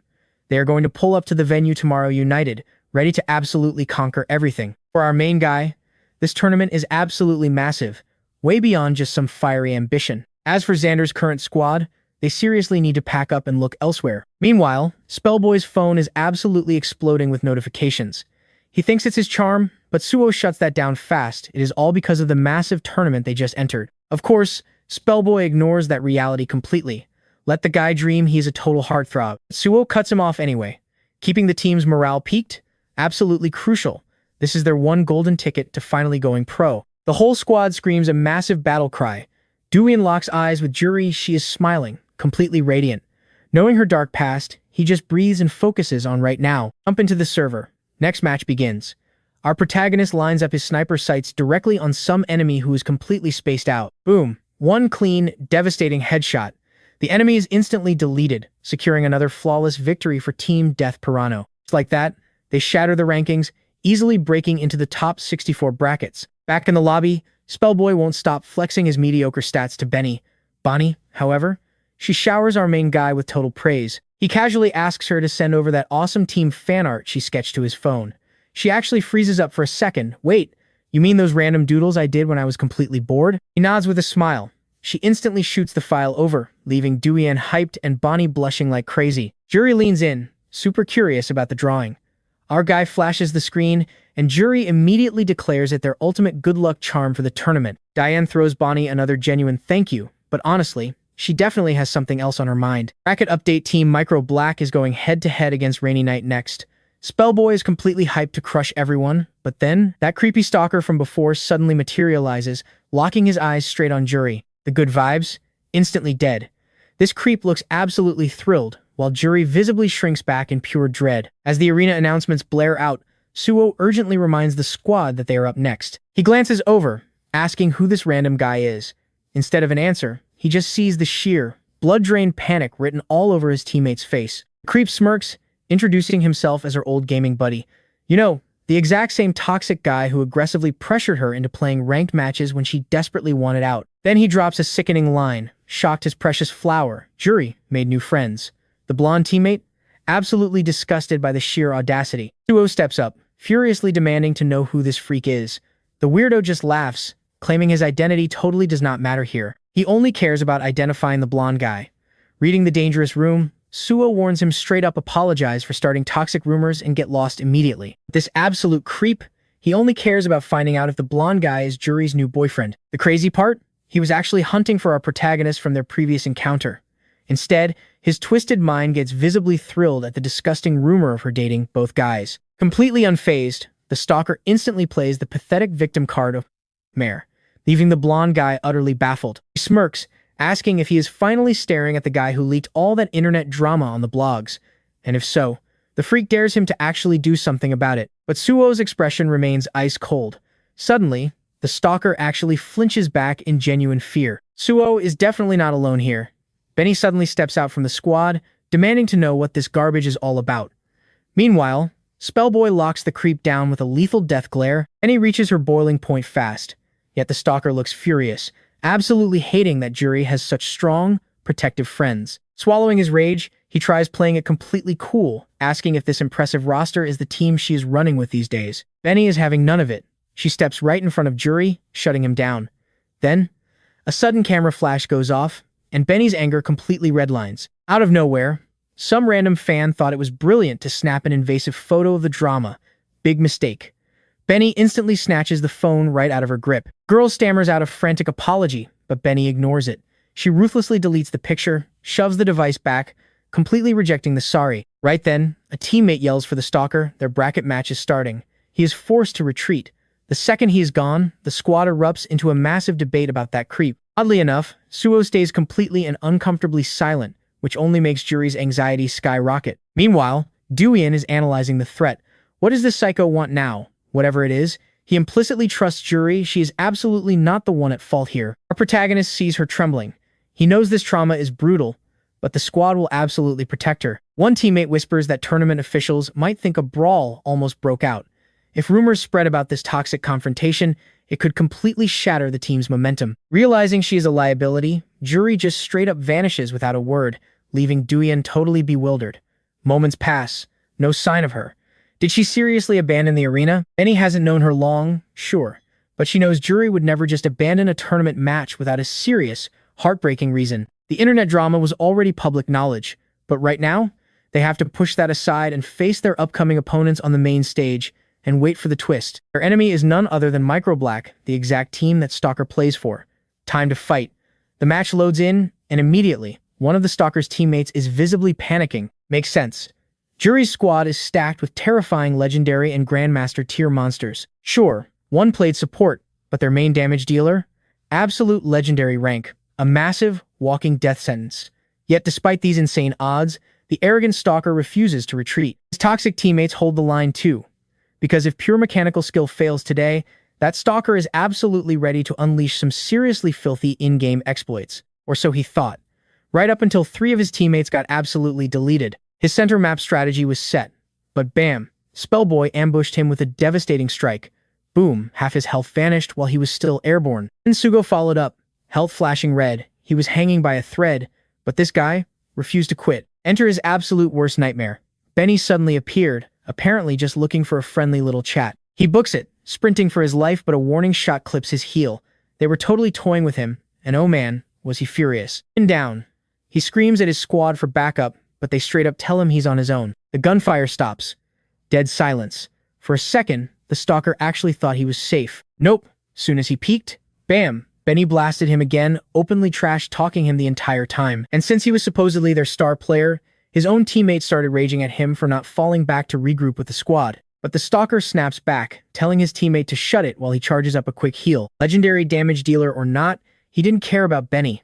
After all, his own rank was honestly pretty solid. So he starts running his mouth, screaming that she probably got carried using some trash tier class like a total noob. Big mistake. In the real world, that completely ticked Benny off. She immediately turns and asks the protagonist about Duian's sniper aim, who confirms it sits at an insane 92% accuracy. He gives the word, and he instantly agrees to solo all 4 remaining targets. Thinking he's safe, the Stalker sprints back to his team's base, but guess who's already there waiting? Benny. He spins around, and she instantly lunges. She grabs him by the throat, violently smashing his avatar into the wall hard enough to shatter it. The guy gets totally triggered seeing her completely unarmed, but arrogantly takes the bait anyway. Round 1 starts. She cleanly dodges his strike, frustrating him to the max. But no matter what he tries, he literally cannot touch her. Meanwhile, Benny laughs it off as a massive skill issue. Then, she steps in to demonstrate what a true, heavy-hitting punch actually looks like. Taking another brutal hit, the coward instantly scrambles away to heal up and stick to his original strategy. Out of nowhere, a massive boulder smashes down, blocking his path. Sugo just dropped his ultimate attack, a move nobody wastes like this in standard play. Sugo didn't care. He just wanted to absolutely obliterate this rat. Boom, the impact slams the Stalker with a vicious 2.5-second paralysis debuff. Completely locked in place, the second he breaks free, he frantically jumps back just to survive. Slow. Sugo is already above him, dropping an aerial strike that stuns him for 2 seconds, instantly chaining into a 3-second pin-down move. This crowd control chain is absolutely disgusting. Unable to move an inch, he straight up rages, smashing his keyboard and screaming for his squad. But honestly, regarding his own teammates, they saw him as perfect bait. While he was stun-locked, they tried sneaking up on Yummy at the crystal.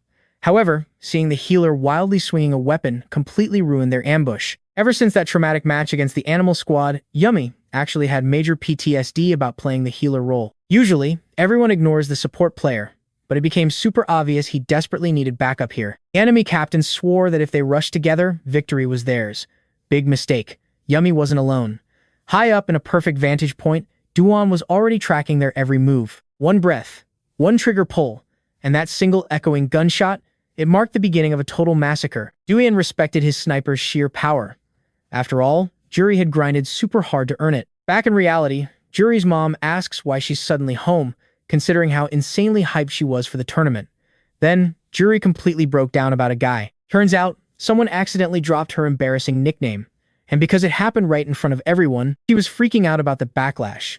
She had absolutely no idea what to do, terrified that Suho would just completely hate her now. Let's rewind to day 1 of high school, when Juri first spotted Suvo. Just watching him goof off with his buddies, she instantly thought, wow, this guy is incredibly cute, tall, handsome, and honestly, his vibe was just incredibly chill with absolutely everybody. Even just hearing the name Suvo literally made her heart flutter. So, going full confident mode, she immediately marched up, tapped the blonde on the shoulder, and boldly asked to be friends. And naturally, Suao didn't reject her, he just flashed this absolute killer smile. In that moment, he looked so devastatingly handsome.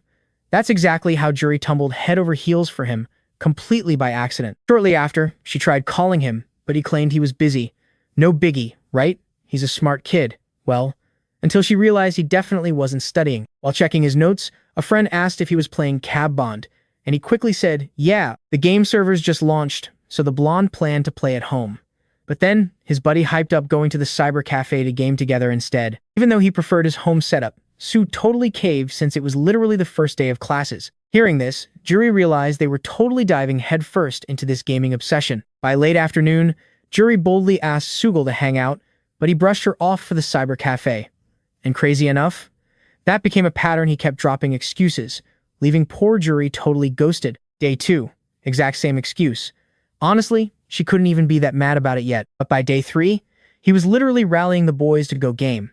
Okay, now Juri was getting seriously annoyed. Finally, 24 hours later, she just flat out asked him, was Suho heading back to the cyber cafe? He said no. Juri practically cheered until she heard the catch. He just bought a high-end setup to game at home. After that, the name of that stupid game was burned into her brain. Literally every single classmate wouldn't shut up about it either. Her hatred for this absolutely ridiculous game was peaking. So there she was, standing outside the PC Bang. With an hour to kill before tutoring, she figured, why not take a peek? Total madness inside. Every single screen, flashing the exact same game. And yep, there was Suho, totally locked in. Now, Juri's gaming history, dress-up games, and personality quizzes. Shooters were completely foreign. But hey, creating an avatar? That part she could handle. Guns weren't really her vibe. So, she locked in the superhuman magic class. Dropping into the match, just walking with the WASD keys felt impossible. Still in the tutorial, the screen flashed a prompt. Press Q. She hit the key, and bam, massive glowing effects everywhere. She just dropped a top-tier healing ultimate. Sure, she only saved computer characters, but those little thank you pop-ups. Total serotonin boost. Lightbulb moment. She finally got it. This game, actually pretty incredibly fun. Next morning, she practically sprinted straight to Suho. Classic him, totally ignoring her. Until he overheard that she actually tried his game. Boom. 100% attention. The blonde guy was hooked, and Juri admitted she finally understood the massive hype. Suho turned into a massive fanboy on the spot. What class? Want to play later? When she told him her build, he lost his mind, calling it top tier. Juri was floating. She had literally picked at random, but somehow stumbled right into the absolute best meta setup. Suho was hyping her up, rambling about cooldown reductions and how overpowered her healing was. Honestly, Juri was just stunned. Then came the jackpot. He asked for her username to Duo. That night, they finally gamed together, and holy wow, Suho was an absolute monster at this. He was barking out tactical callouts left and right. To her, it completely sounded like alien gibberish. Didn't even matter though, hearing his smooth voice echo through the headset, pure bliss. It made her want to grind and actually get good. But then, ranked mode dropped. Just like that, Suho ditched her casual games. He bailed, telling her to master her role, which she totally mistook for a romantic challenge. Channeling every tip Suho taught her, she felt super confident. Fast forward, she placed in silver. Even as a newbie, she knew that rank was absolute garbage.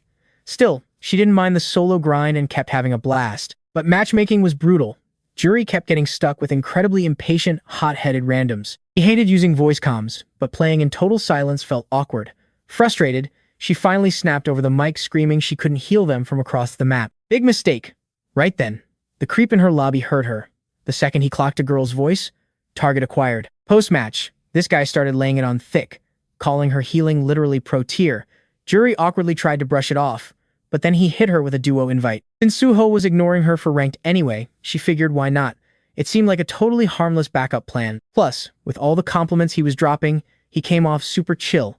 After finding out she was just a high schooler, he pushed to know her exact schedule for tomorrow. Not knowing her exact plans, she made a huge mistake.